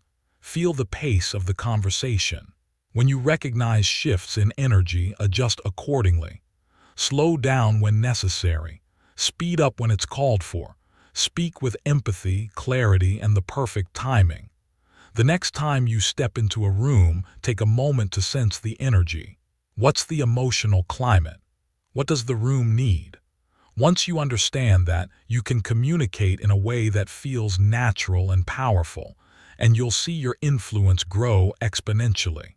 But reading the room is only part of the puzzle. To truly master your influence, you must practice the fundamentals over and over until they become second nature. In the next chapter, we'll explore how repetition and consistency are the keys to mastery. Stay tuned. If you're enjoying this story, don't forget to like and subscribe to Bluewave Audiobook for more powerful content like this. Chapter 10. Repeat the fundamentals until mastery. Mastery is not built on the advanced. It's built on the fundamentals. The basics, done consistently, deliberately, and intentionally, create more impact than any complex technique ever could. Most people get caught up in the excitement of learning new tricks and hacks, believing that the more complicated their approach, the more effective they'll be. But here's a powerful truth. Great communicators don't chase new tricks. They sharpen the essentials until they become part of who they are. This chapter is all about repetition and consistency. It's about taking the principles we've covered, clarity, calm authority, precision, emotional control, and adaptability, and committing to them day after day. The most effective communicators in the world don't spend their time trying to reinvent the wheel. They spend their time mastering the basics. They make them second nature, and that's what leads to effortless influence. The truth about mastery isn't about knowing every communication technique under the sun. It's about consistently applying the fundamentals until they become instinctual. The more you practice the basics, the more powerful they become. And when you make these fundamentals a part of your daily life, you start to show up with greater clarity, confidence, and impact without even thinking about it. Think about any expert in any field, whether it's sports, music, or leadership. They don't practice the hardest things every day. They practice the simplest things. They repeat the fundamentals until they've become automatic. The fundamentals win the game. The fundamentals build the career. The fundamentals create greatness. Consistency over complexity. You might be tempted to move on to new techniques, to dive into more advanced concepts. But I urge you to stay grounded. It's easy to get distracted by the allure of complexity, but real communication mastery comes from repetition. The more consistent you are with practicing the fundamentals, the more effective they become. Clarity becomes sharper when you practice it every day. Tone becomes steadier when you train your breath regularly. Word choice becomes stronger when you choose intentional language repeatedly. Emotional control strengthens every time you pause and choose your response over a reaction. Mastery is built on repetition. It's about reinforcing the core principles, not moving on to something new every time you feel like you've learned enough. This is how you create the kind of communication that is effortless, powerful, and, most importantly, real. The hidden power of repetition. Here's the secret. Repetition doesn't just refine your skills, it reveals your blind spots. Every time you practice a fundamental, you uncover new layers. You hear a slight crack in your tone. You notice a filler word you didn't catch before. You find a moment when your clarity slipped. Repetition exposes your weaknesses. It forces you to confront the areas where you can still improve. But this is a good thing, because each time you repeat the fundamentals, you get stronger. You remove the hesitation. You remove the self-doubt. You remove the uncertainty. And with every repetition, your confidence grows. You refine your communication to the point where it becomes automatic, where your presence and influence become natural and effortless. Why fundamentals don't get old. You might think that after practicing the basics for so long, they would start to feel stale. But the opposite happens. The more you practice, the more these basics evolve. They become sharper, more fluid, more intuitive. Think of a musician who plays scales over and over again. They don't do it because they want to be better at playing scales. They do it because it sharpens their skills, making them more precise in everything they do. The fundamentals are the same. The more you practice them, the more deeply they shape your communication. The better you get at them, the more effortlessly they flow in your speech. It's easy to get distracted by the idea of new techniques, but the truth is that mastery is not about adding more. It's about refining what you already have. It's about going deeper into the basics. When you repeat the fundamentals, they become the foundation of everything else you do. Without them, your communication will always lack depth. With them, you can build an influence that is unstoppable. Repetition builds confidence. One of the most important benefits of repetition is that it builds confidence. And not just any confidence, the kind of quiet, unshakable confidence that comes from knowing you have mastered your craft. This is the confidence that others can sense when you speak. When you repeat the fundamentals of communication, whether it's structuring your message clearly, using precision in your words, or controlling your emotional tone, you strip away hesitation. You stop second-guessing yourself. You stop worrying about whether your message will land. And that confidence shines through in every conversation you have. Confidence isn't about being perfect. It's about being consistent. When you consistently practice the basics, you trust yourself more. You know that no matter the situation, you've got the tools to handle it. Mastery is unconscious competence. Eventually, the fundamentals become second nature. You no longer have to consciously think about your tone, your pace, your word choice, or the structure of your message. They become automatic. This is called unconscious competence. And when you reach this level, you stop trying to control your communication. It flows naturally because it's been so deeply ingrained. Think about driving a car. At first, you had to consciously think about every step, putting the car in gear, checking your mirrors, pressing the brake. But after enough practice, it became second nature. You didn't have to think about it anymore. You just did it. The same happens with communication. When you practice the fundamentals consistently, they become your second nature. You no longer have to force them. They just happen. And that's when your influence becomes effortless. The power of small steps. Repetition doesn't need to be overwhelming. Even if you spend just 1 minute a day focusing on clarity, tone, or emotional control, that small practice over time will add up. Consistency is the key. It's about showing up every day and practicing the basics, no matter how simple they seem. Small steps taken consistently create powerful momentum. Momentum creates confidence. Confidence creates presence. And presence creates influence. The discipline of consistency. Mastery isn't about waiting for the right moment or the perfect conditions. It's about showing up every day and practicing the fundamentals, even when you don't feel like it. Repetition takes discipline, but that discipline is what makes you great. The more you commit to repeating the basics, the more powerful your communication becomes. And that's what will set you apart from the rest. Leaders don't become great by chance. They become great because they treat the fundamentals with respect. They don't move on until they've mastered the basics. And because of that, their communication is effortless, their influence is undeniable, and their leadership is unquestionable. Chapter 11. Embrace your voice and show up with intention. Have you ever been in a room where someone spoke, and you could feel the weight of their words long after they were done?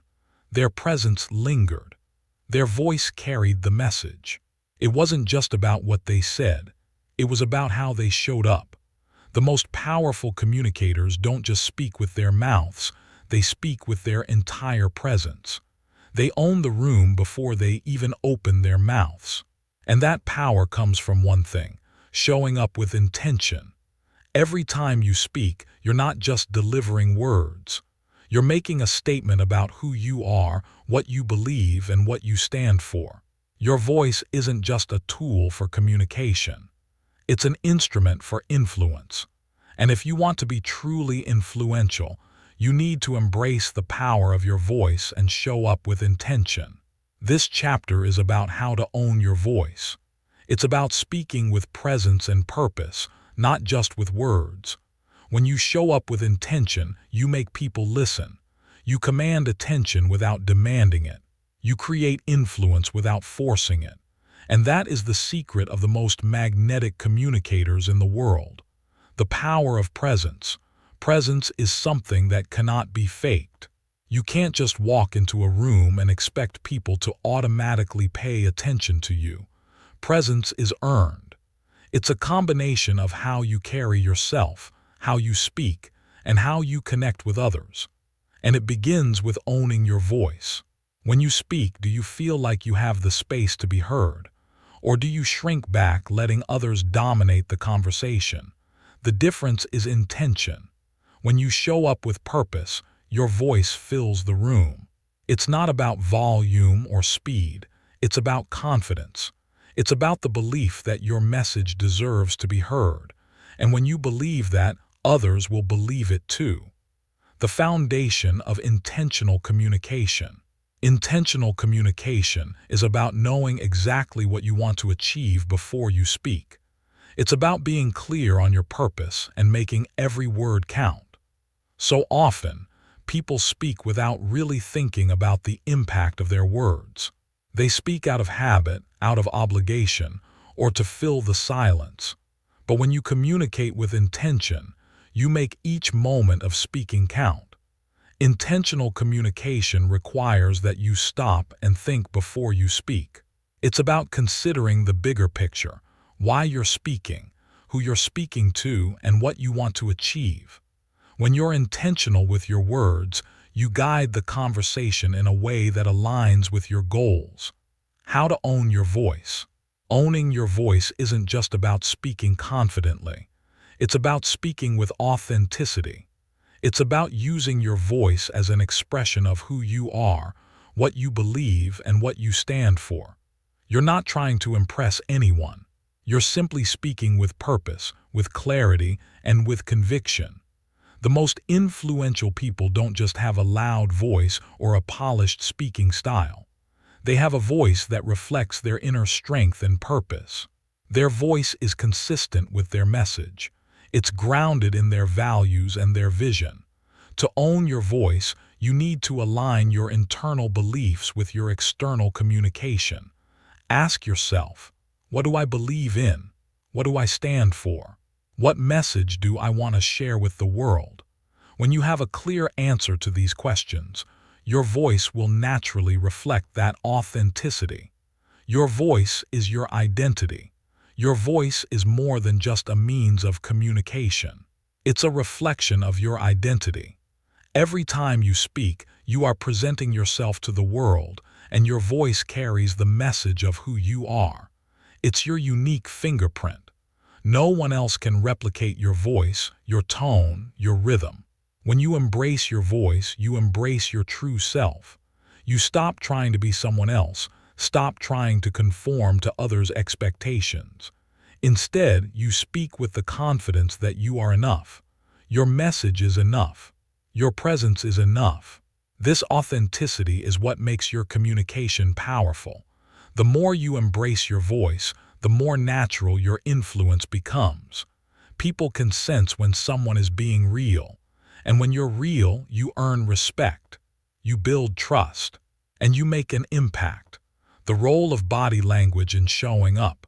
Your voice isn't the only thing that communicates who you are. Your body language plays a huge role in how you're perceived. When you stand tall, make eye contact, and move with purpose, you send a powerful message. You communicate confidence, control, and authority without having to say a word.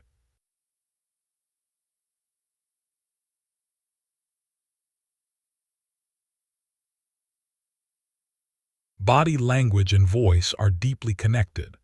The way you hold yourself physically impacts how you feel emotionally, and vice versa. When you stand with confidence, your voice naturally becomes stronger. When you sit back and shrink, your voice becomes weaker. Before you speak, take a moment to check in with your body. Are you standing tall? Are you open? Are you engaged? If you feel yourself shrinking or pulling back, take a deep breath and reset. Own your space. Own your voice. How to project confidence without arrogance. There's a fine line between confidence and arrogance. Confidence comes from knowing who you are and what you stand for. It's grounded in a sense of self-worth and authenticity. Arrogance, on the other hand, comes from insecurity. It's about trying to prove something to others, about needing validation. To project confidence without arrogance, you need to stay grounded in humility. Speak with the belief that your message is valuable, but also recognize that others' perspectives are valuable too. Confidence is not about dominating the conversation. It's about owning your space in the conversation without overshadowing others. Speak as though you have something important to say, but also listen to what others are saying. Show respect for their input and invite them into the conversation. When you speak with humility and confidence, people listen. They respect you. They follow you. The impact of showing up with purpose. When you show up with intention, you make an impact. You don't have to speak loudly or force your ideas onto others. You simply need to communicate with purpose. People are drawn to those who are clear on their goals, who speak with conviction, and who are present in the moment. Every time you speak, ask yourself, what do I want to achieve? How can I communicate my message most effectively? How can I show up with intention and authenticity? When you show up with purpose, your communication becomes magnetic. You stop worrying about how you're being perceived and start focusing on how you're contributing to the conversation. Your presence becomes a reflection of your purpose, and that's what makes people listen. Embodying your voice. To truly own your voice, you need to embody it. It's not just about what you say, it's about how you show up. Every time you speak, do so with intention. Stand tall, make eye contact, breathe deeply, and speak from a place of clarity. Your words will carry more weight when they come from a place of purpose. The more you embrace your voice, the more naturally you'll influence others. You'll no longer have to force your message. It will flow from you effortlessly because your voice will be aligned with your identity. And when your message is aligned with who you are, it resonates deeply with others. The next time you speak, take a moment to check in with yourself. Are you showing up with intention? Are you speaking with purpose? Are you embracing your voice as an expression of your true self? If not, take a deep breath, reset, and step into your full presence. Speak with confidence, clarity, and authenticity. Own your voice and watch how your influence grows. Mastering your voice is the first step, but there's another essential skill that you must develop to become an unstoppable communicator: the ability to adapt your message. In the next chapter, we'll explore how to adjust your communication for different audiences, different situations, and different moments. Stay tuned to learn how to tailor your message for maximum impact. If you're enjoying this story, don't forget to like and subscribe to Bluewave Audiobook for more powerful content like this. Chapter 12. Adapt your message for maximum impact. Have you ever tried to share an important message, only to watch your audience's eyes glaze over, as if they weren't hearing a word you said? The truth is, communication is not a one-size-fits-all. The same message, delivered in the wrong way to the wrong person at the wrong time, can miss the mark completely. But when you adapt your message to fit the situation, the audience, and the moment, that's when real influence happens. One of the most important skills in communication is adaptability. It's not just about having a good message. It's about knowing how to tailor that message to fit the needs, energy, and context of the moment. Great communicators don't simply speak, they adjust. They read the room, assess the situation, and adjust their tone, pacing, and content to ensure that their message lands with maximum impact. In this chapter, we'll explore how to adapt your message for different audiences, different situations, and different moments. Whether you're speaking to a large crowd, a small team, or an individual, knowing how to adjust your approach is what separates good communicators from great ones. The power of tailoring your message. Imagine you're giving the same presentation to two very different audiences. A team of seasoned professionals who are well-versed in the subject matter. A group of newcomers who are hearing about the topic for the first time. If you use the same language, tone, and examples for both groups, one audience will be engaged and the other will be lost. Why? Because the message hasn't been tailored to fit their needs. To connect with each group, you need to adjust the level of complexity, the language you use, and the way you present your ideas. When you tailor your message, you meet your audience where they are. You speak in terms they can understand and relate to. You adapt your content to fit their level of expertise, their interests, and their emotional state. Tailoring your message isn't just about changing what you say.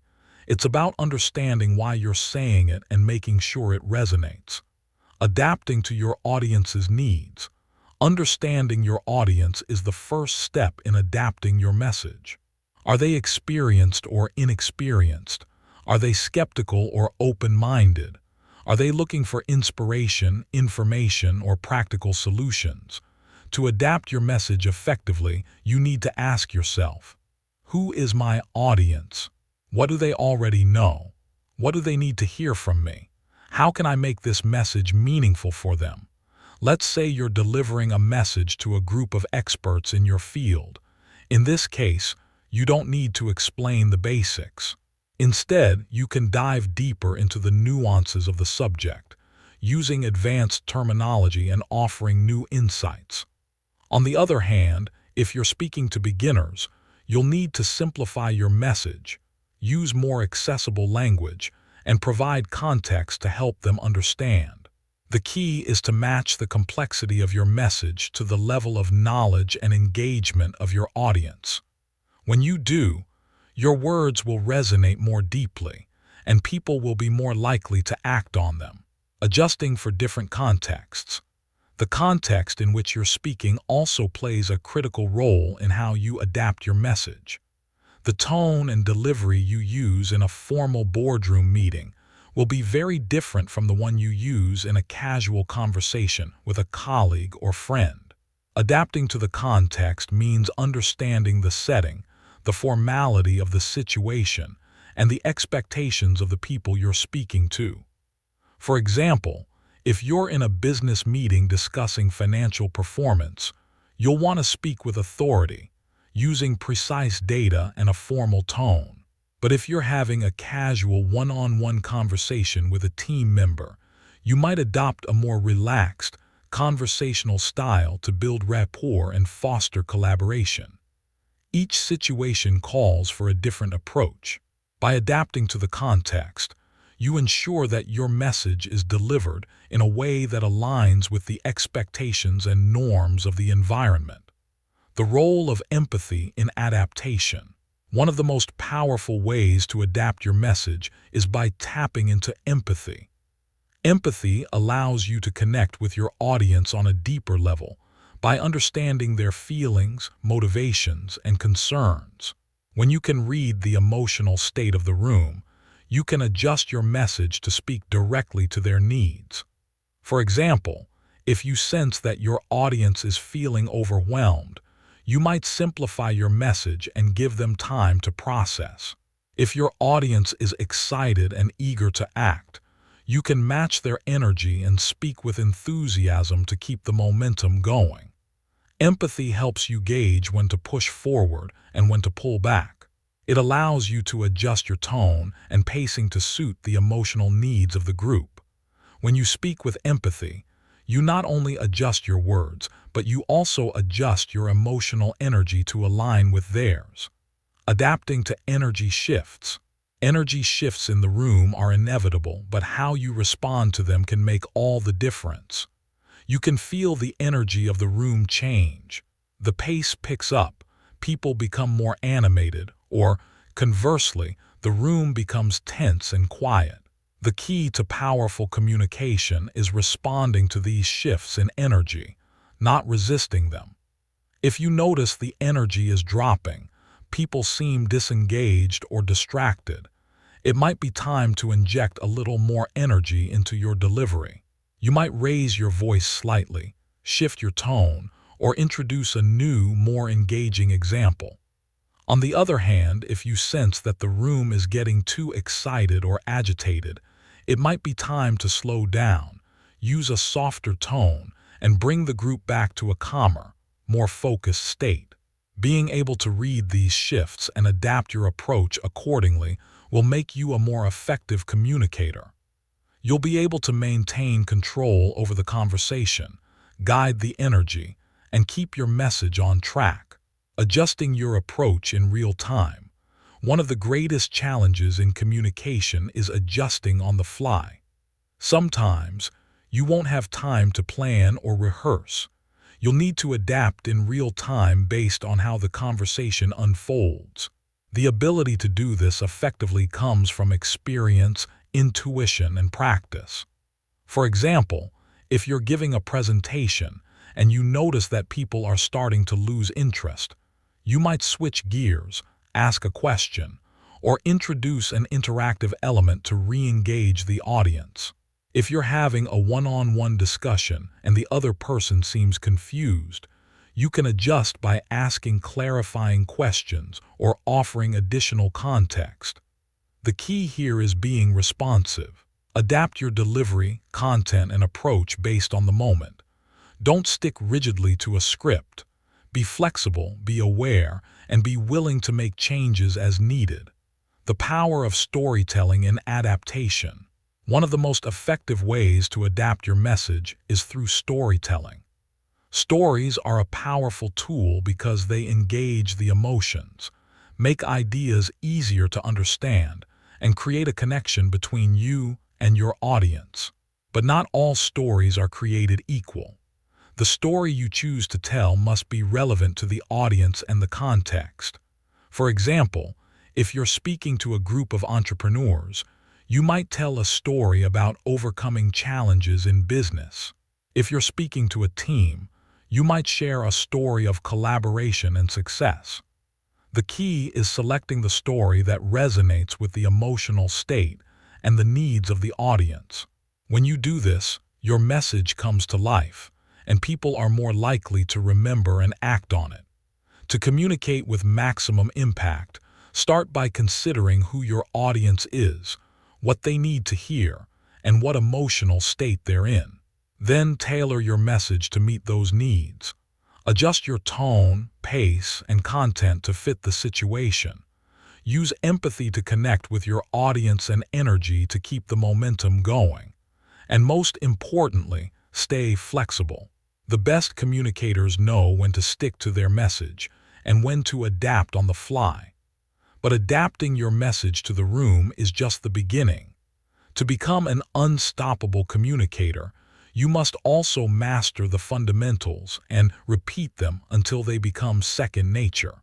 In the next chapter, we'll explore how consistency and repetition lead to mastery.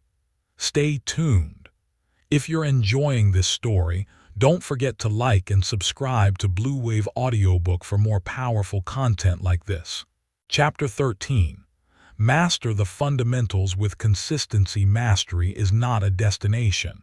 It's a journey. And the journey starts with the basics, the simple, foundational principles that most people overlook. Clear thinking, a steady tone, precise language, emotional control, and active listening. These aren't just skills to learn, they're habits to develop.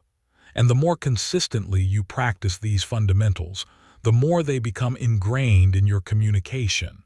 This chapter is about embracing the power of repetition. It's about understanding that true influence doesn't come from mastering advanced techniques. It comes from consistently practicing and refining the basics. When you commit to mastering the fundamentals, you set yourself on the path to effortless communication, and you create the foundation for lasting influence. The power of mastery through repetition. When you think of mastery, what comes to mind? A skilled musician who can play complex pieces with ease, an athlete who moves effortlessly on the field, a speaker who captivates an entire room without breaking a sweat. What all of these people have in common is this: they mastered the basics first. Think about it.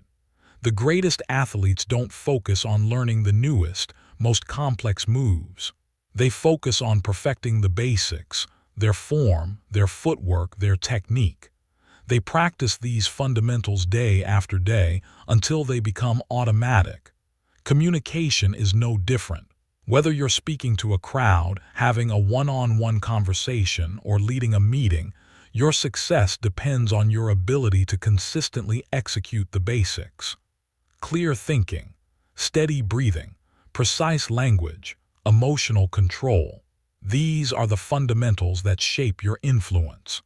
And just like the athlete who doesn't skip their basic drills, the communicator who commits to practicing these fundamentals is the one who becomes effortless in their delivery.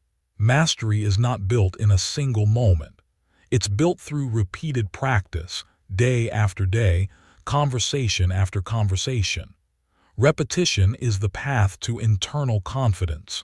When you repeat something often enough, it moves from the conscious mind to the subconscious. In other words, the more you practice the fundamentals of communication, the more they become a natural part of who you are. You don't have to think about them. They flow effortlessly. This kind of internal confidence is built through repetition. When you've practiced speaking with clarity, authority, and precision over and over again, you no longer second-guess yourself. You know exactly how to structure your message. You know how to control your tone. You know how to engage your audience. And when you have this kind of certainty, it shows in your presence. Confidence isn't about being perfect. It's about knowing that you've put in the work. It's about trusting yourself and your ability to communicate with impact, no matter the situation. And that confidence becomes magnetic. People are naturally drawn to communicators who speak with clarity and conviction. Why the basics never get old. There's a temptation to believe that once you've mastered the basics, it's time to move on to something more advanced. But the reality is, the basics never get old. They are the foundation on which everything else is built. Without a solid foundation, everything else will crumble. You can learn new techniques, new strategies, and new tools, but they will be useless if you don't have the basics in place. Great communication is always grounded in the fundamentals. It's the ability to think clearly, speak with authority, choose the right words, and manage your emotions that makes your communication effective. The advanced techniques only work when you have a rock-solid foundation. So don't skip over the basics. Don't rush to the next shiny new trick. Master the fundamentals first, and you'll see how much more effective every other technique becomes. Mastery is consistency, not perfection. One of the biggest misconceptions about mastery is that it requires perfection. People often think that in order to be a master communicator, they need to speak perfectly every time. But mastery isn't about perfection, it's about consistency. It's about showing up every day, practicing the fundamentals, and improving incrementally over time. It's about understanding that you don't have to be perfect to be effective. You just need to be consistent. The more you practice, the more you'll improve. And over time, your consistency will lead to effortless, powerful communication. The fundamentals are your anchor. When the pressure is on, when the stakes are high, and when you're facing difficult conversations, it's easy to get caught up in your emotions or panic. But when you've mastered the basics, you have an anchor. The fundamentals ground you. They give you a solid base to return to, no matter the situation. This anchor is what separates great communicators from those who falter under pressure. When you're grounded in the basics, you can face any challenge with confidence. You know how to control your tone. You know how to structure your message. You know how to manage your emotions. And because of that, you can stay calm and composed no matter how high the stakes are. Building momentum through repetition. Repetition is how you build momentum. Every time you practice the fundamentals, you reinforce your skills. Every time you speak, you get better at controlling your tone, structuring your message, and staying emotionally grounded. The more you repeat these behaviors, the more automatic they become. And when you build momentum, you create a snowball effect. The more you practice, the more confident you become. The more confident you become, the more effective your communication is. And the more effective your communication is, the more influence you have. This is the power of consistency. Small actions repeated over time lead to massive results. It's not about dramatic, overnight changes. It's about steady, consistent practice. And over time, that practice leads to mastery. The importance of self-reflection. As you continue to practice the fundamentals, it's important to reflect on your progress. Take the time to assess how you've improved. What are the areas where you're still struggling? What can you do differently to improve further? Self-reflection is key to continuous improvement. It allows you to identify blind spots and fine-tune your approach. The more you reflect on your communication, the more you'll learn about yourself and your strengths. And the more you learn, the better you'll become. The journey of mastery. Mastery is a journey that never ends. Even the greatest communicators continue to practice and refine the basics, day after day. They never stop learning, never stop improving. They understand that the fundamentals are the key to lasting influence. And the more they practice, the more effortless their communication becomes. The road to mastery isn't always easy. There will be moments when you feel frustrated or like you're not improving fast enough. But keep going. Keep practicing. Keep mastering the basics. Over time, you'll see just how powerful the fundamentals truly are. The next time you speak, focus on the fundamentals. Ask yourself, am I thinking clearly? Am I speaking with authority? Am I choosing my words with precision? Am I staying emotionally grounded? Repetition is the key to mastery. Keep practicing, keep refining, and keep improving. The more you commit to mastering the basics, the more effortless and powerful your communication will become. Mastering the fundamentals is crucial, but the final piece of the puzzle is about purpose. When you speak with purpose, every word you say has the power to move people. In the next chapter, we'll explore how to communicate with intention and create lasting change. Stay tuned. If you're enjoying this story, don't forget to like and subscribe to Bluewave Audiobook for more powerful content like this. Chapter 14. Speak with purpose and create lasting change. Have you ever heard someone speak and felt that every word they said had a purpose, a direction, a reason for being said? It wasn't just a conversation. It was a movement. Every phrase, every sentence guided the listener closer to a decision. The power of purposeful speaking is undeniable. It turns ordinary words into catalysts for change. But how do you speak with that kind of power? How do you communicate in a way that moves people to action, creates transformation, and leaves a lasting impact? Purposeful speaking is the ultimate tool for creating influence. When you speak with purpose, your words transcend the conversation. They don't just fill the air with noise. They create change. Whether it's inspiring someone to take action, guiding a group toward a common goal, or moving people to see the world in a new way, when you speak with purpose, you shape the future.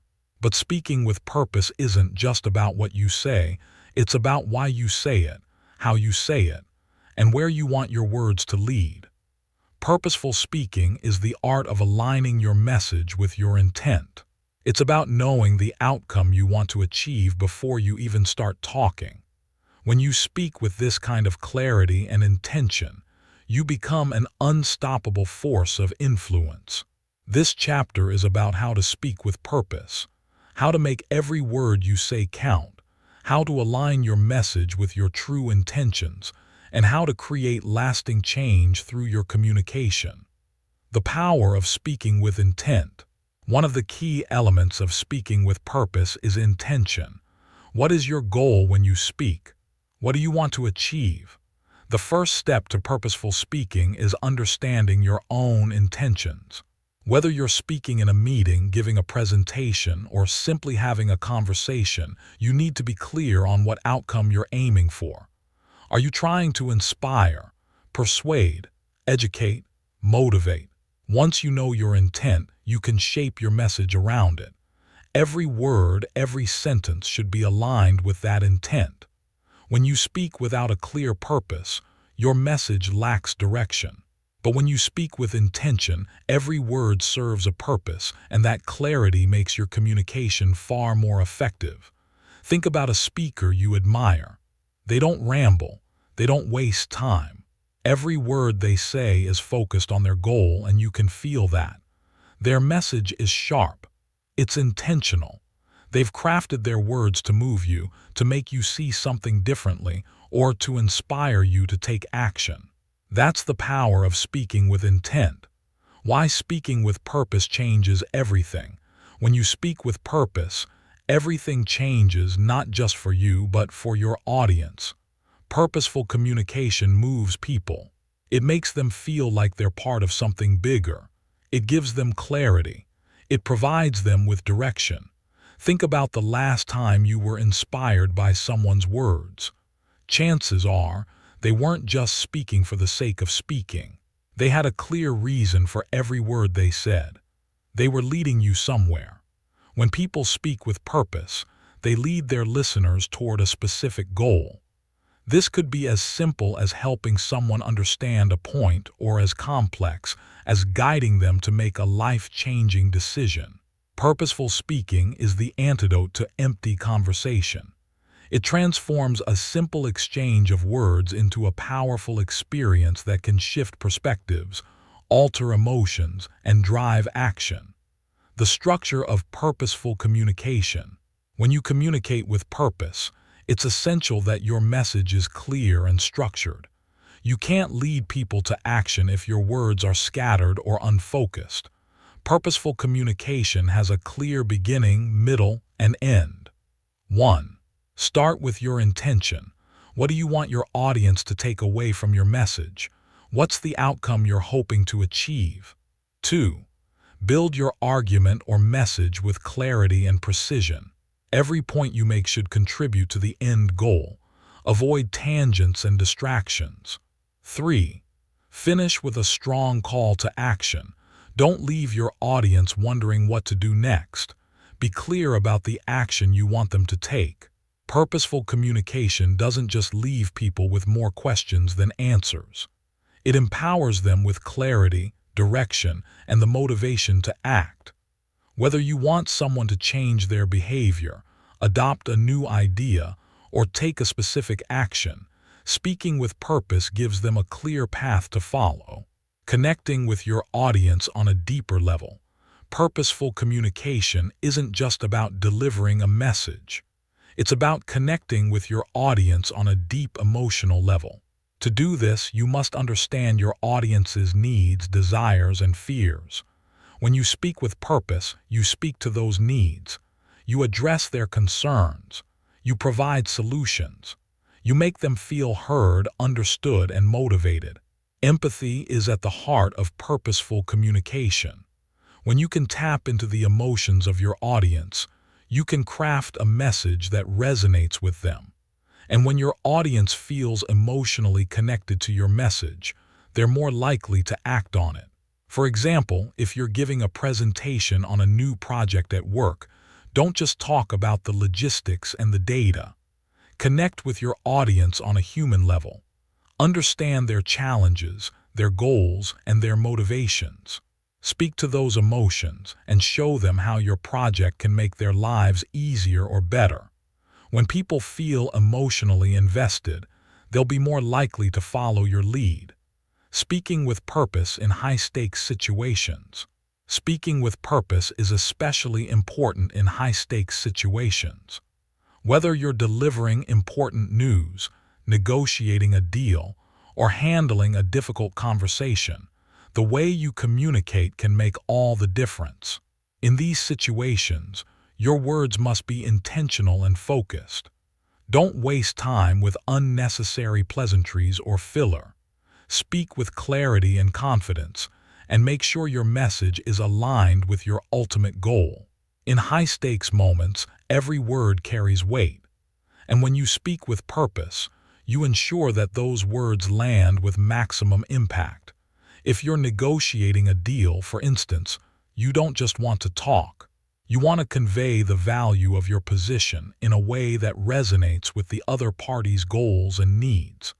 You want to communicate not just the facts, but the significance of those facts. You want to make it clear that this is an opportunity for both sides to gain. This kind of purposeful communication drives decisions. The impact of purposeful storytelling. One of the most effective ways to speak with purpose is through storytelling.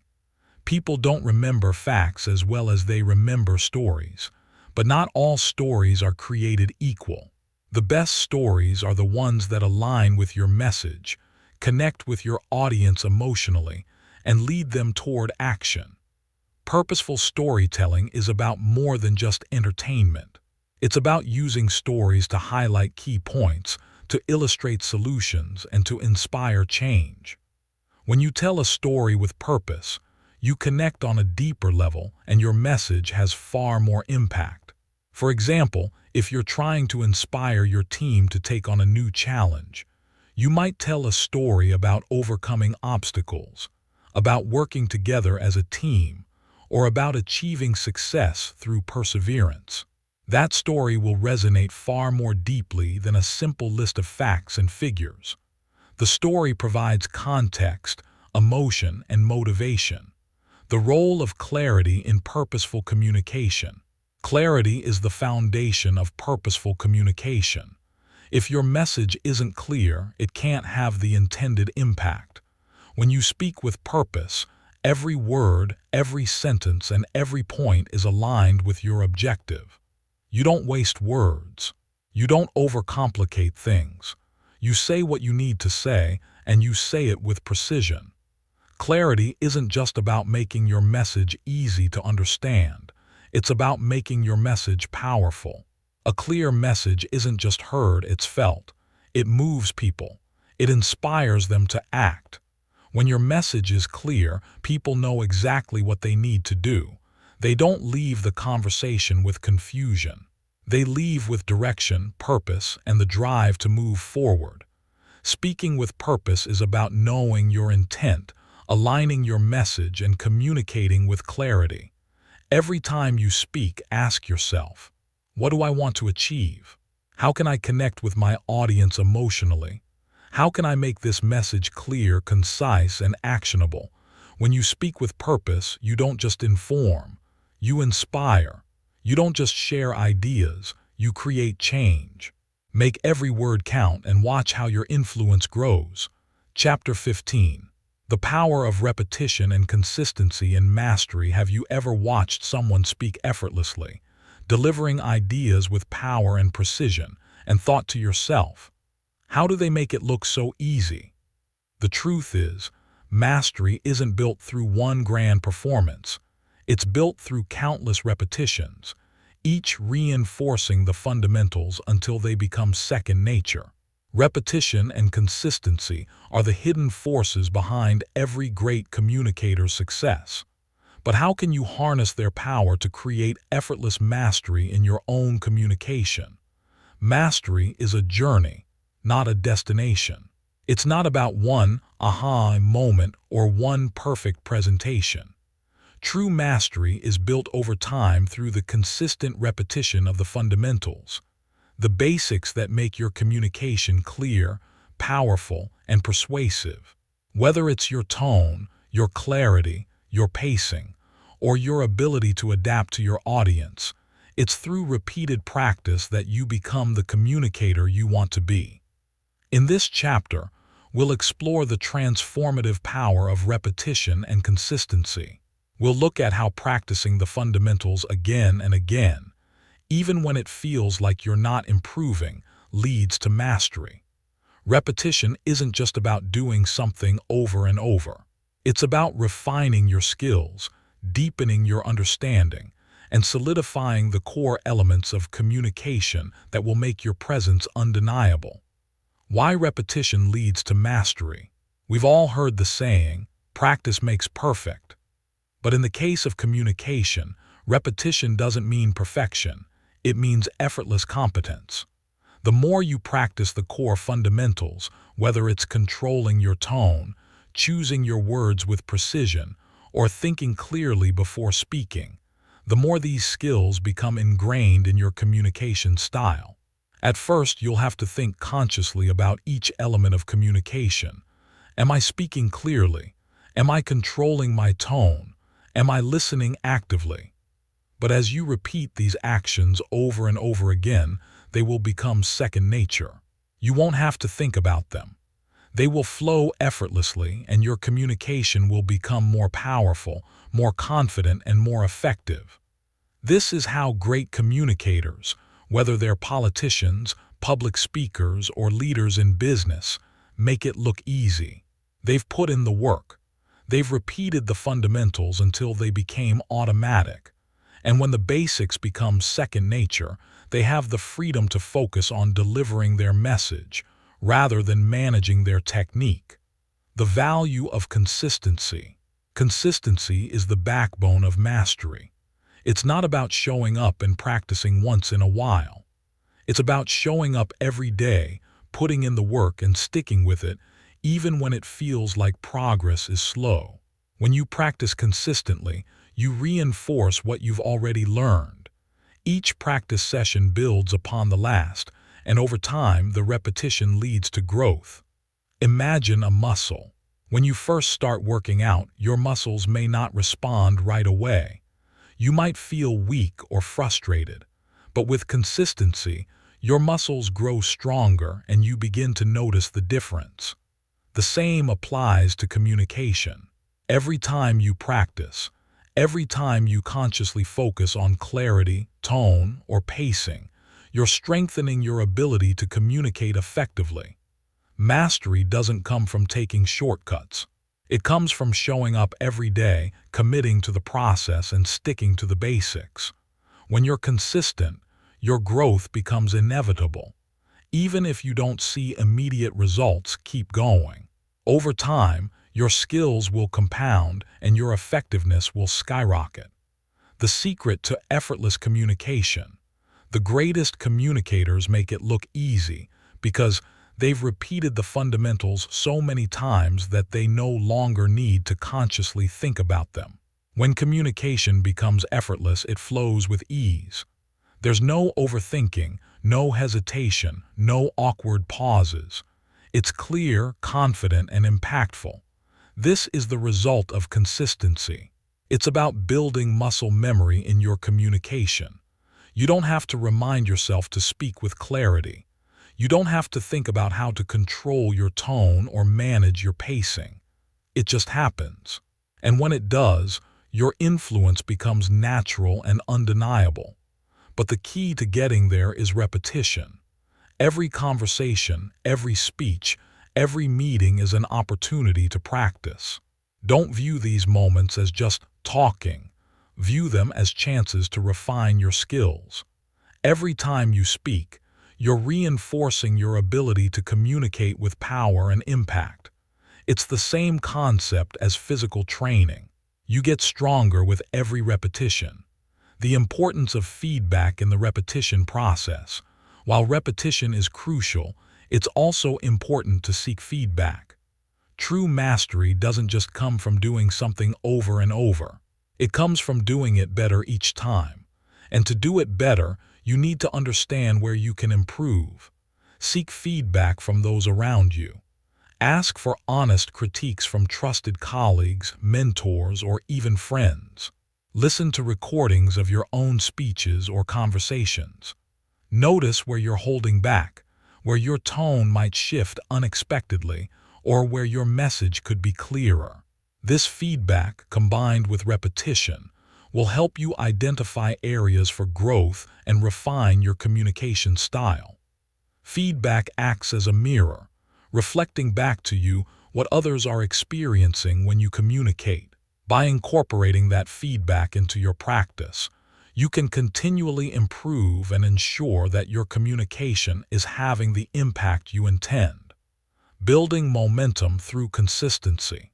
Just like physical training, consistency in communication builds momentum. When you practice the basics day in and day out, you begin to see the results. You feel more confident. Your voice becomes steadier. Your words land with more precision. You start to speak with authority, and you notice that people listen more intently. This momentum is key to achieving mastery. As you continue to practice the fundamentals, you'll gain more confidence in your abilities. And that confidence will push you to keep practicing. You'll want to improve even more.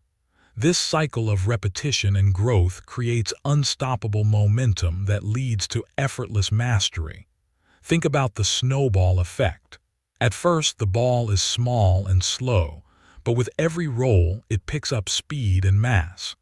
The more you practice the basics, the more powerful your communication becomes. Over time, this momentum will carry you forward, and communication that once felt difficult will feel natural and easy. The difference between practice and mastery. Repetition is the bridge between practice and mastery. Practice is essential, but it's the consistency of that practice that leads to real mastery. Mastery doesn't come from doing something once or twice. It comes from doing it again and again, with intention over a long period of time. When you consistently return to the fundamentals, you refine your skills. You improve your clarity, your tone, your precision, and your ability to connect with others. And as you refine these skills, they become ingrained in your communication style. You no longer need to think about them. They're automatic. The difference between practice and mastery lies in the effortlessness of your communication. Once you've repeated the fundamentals enough, they become second nature. You don't need to focus on technique. You can focus entirely on your message and how it will move your audience. Embracing the long road to mastery. Mastery takes time. There's no shortcut. And while that may sound discouraging at first, it's also incredibly empowering. You don't have to be perfect right now. You don't need to worry about being the best today. What matters is that you commit to the process. You show up every day, practice with purpose, and keep refining your skills. And as you do, you'll see your communication evolve. Your confidence will grow, your presence will deepen, and your influence will expand. The next time you speak, ask yourself, am I practicing the fundamentals consistently? Am I repeating these skills until they become second nature? How can I refine my communication today to make it even more effortless tomorrow? The key to mastery lies in repetition. The more you practice, the more effortless and powerful your communication will become. Commit to mastering the basics, and over time, you'll find that your influence is no longer something you try to create. It's something that happens naturally. But repetition and consistency are only part of the equation. To truly elevate your influence, you must also have the ability to manage your emotional state and control how you respond to the energy around you. In the next chapter, we'll explore how emotional mastery is the final piece in the puzzle of becoming an unstoppable communicator. Stay tuned. If you're enjoying this story, don't forget to like and subscribe to Bluewave Audiobook for more powerful content like this.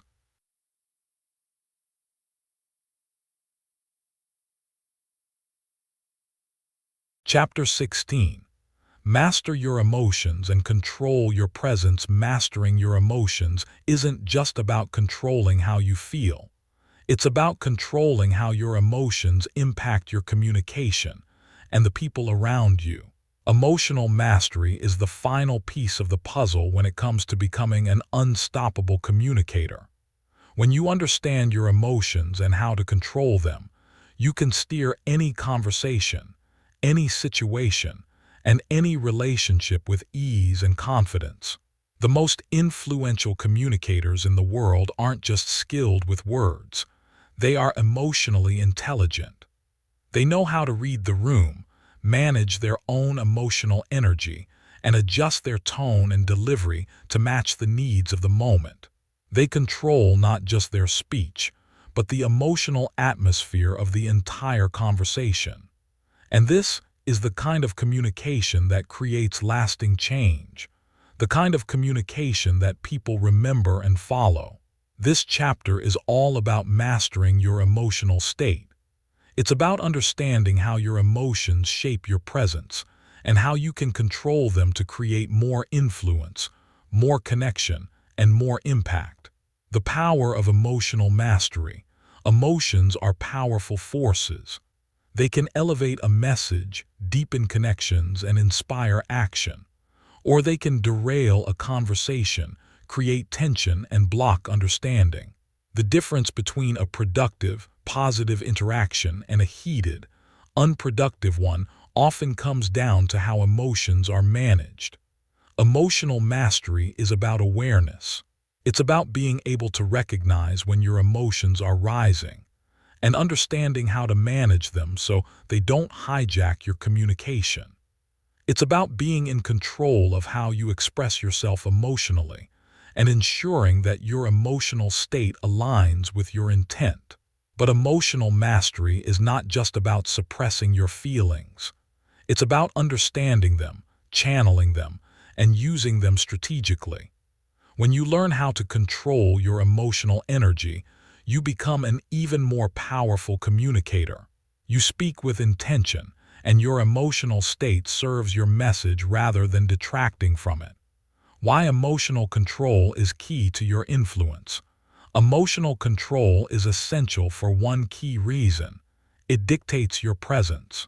When your emotions are in control, your presence becomes steady, grounded, and unwavering. People are naturally drawn to individuals who have emotional composure. When you can remain calm and centered, even in the most high-stress situations, your influence grows exponentially.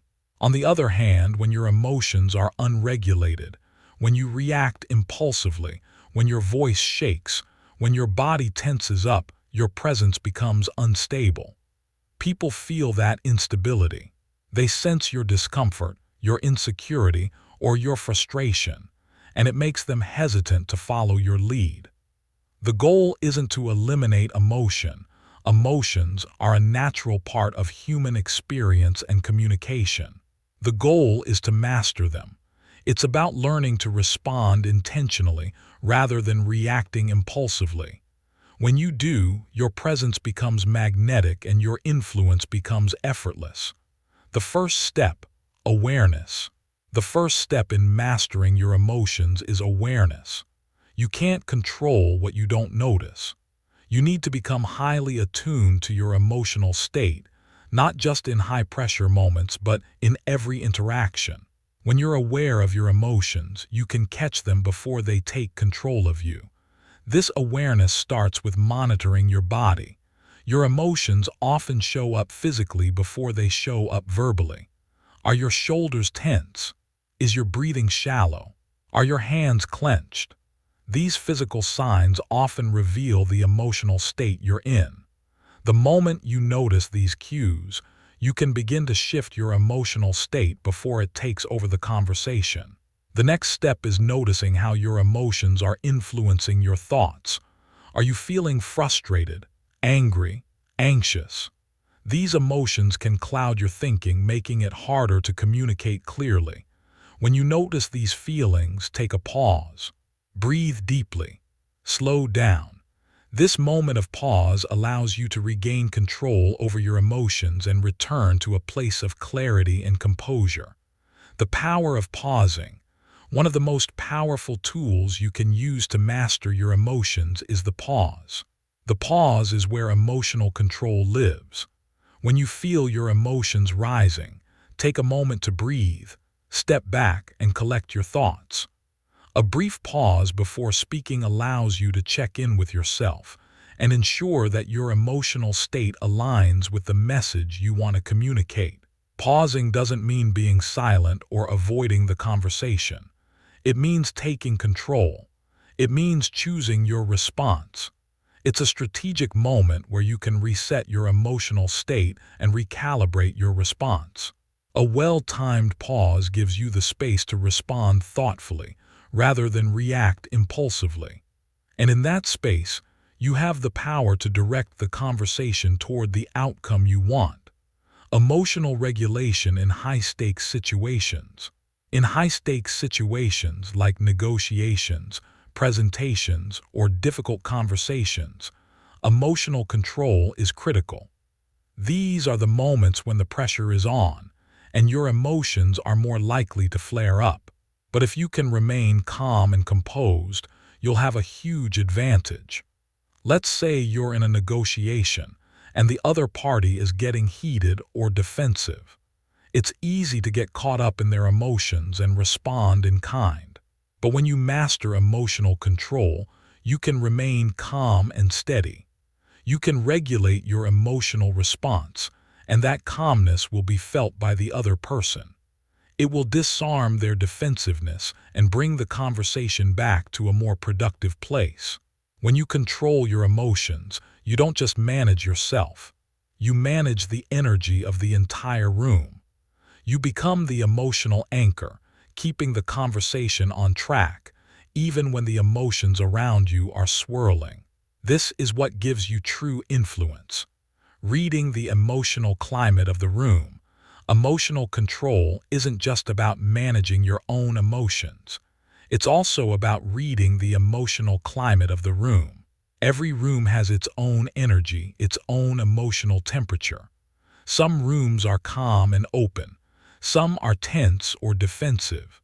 Some are filled with excitement, while others are bored or disengaged. To influence others effectively, you need to be able to read this energy and adjust your approach accordingly. If the room is tense, you might need to slow down, speak more softly, and provide reassurance. If the room is excited, you can match their energy with enthusiasm and urgency. By aligning your emotional energy with the room's energy, you create connection and build rapport. But be careful. If you match the wrong energy, you risk escalating the situation. If the room is calm and you bring high energy, you might create discomfort.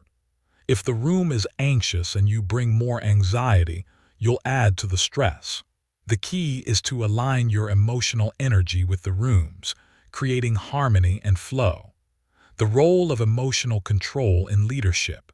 Leaders are often the ones who set the emotional tone of the room. Whether in a team meeting, a one-on-one conversation, or a crisis situation, your emotional state as a leader will directly impact the people around you. If you stay calm, composed, and focused, your team will feel more secure. They will trust your leadership because you're not reacting emotionally. You're responding with thoughtfulness and clarity. When you master emotional control, you become a rock in times of uncertainty. Your presence brings stability, and that stability makes others feel safe. And when people feel safe, they're more likely to follow you, trust your decisions, and act on your guidance. The next time you speak, check in with your emotions. Are you feeling calm, clear, and focused? Or are you feeling anxious, frustrated, or distracted? If your emotions aren't aligned with the message you want to deliver, take a pause. Breathe deeply. Reset your emotional state. Speak from a place of clarity and composure. When you master your emotions, your communication becomes effortless. Your presence becomes magnetic, and your influence becomes unstoppable. Start today. Practice emotional awareness. Practice pausing. Practice reading the energy of the room, and watch how your influence grows. If you're enjoying this story, don't forget to like and subscribe to Bluewave Audiobook for more powerful content like this. 1. 5 best opening hooks for the entire book, 200+ words each. Hook 1. Unlock the secrets to unstoppable influence. What if I told you that in just a few moments, you could change the way you communicate forever? You could instantly elevate your presence, command attention in any room, and make people not just listen to you, but follow you. Whether you're speaking in a meeting, giving a presentation, or having a one-on-one conversation, the way you communicate shapes the way people perceive you and your ideas. But what if your communication could go beyond simply getting heard? What if it could move people, spark action, and inspire change? In this audiobook, you're going to discover the secrets that the world's most influential leaders, communicators, and changemakers use to craft powerful messages that resonate deeply with their audience. It's not about talking louder or faster. It's about mastering the 4 core pillars of communication: clarity, authority, precision, and timing. When you get these right, your words will have weight. People will lean in, trust you, and act on what you say. Ready to transform your communication and become the leader you're destined to be. Keep listening, and let's start this journey of becoming an unstoppable force of influence. If you're ready to take your communication skills and personal development to the next level, don't forget to like and subscribe to Bluewave Audiobook for more powerful insights. And click the bell icon for more video.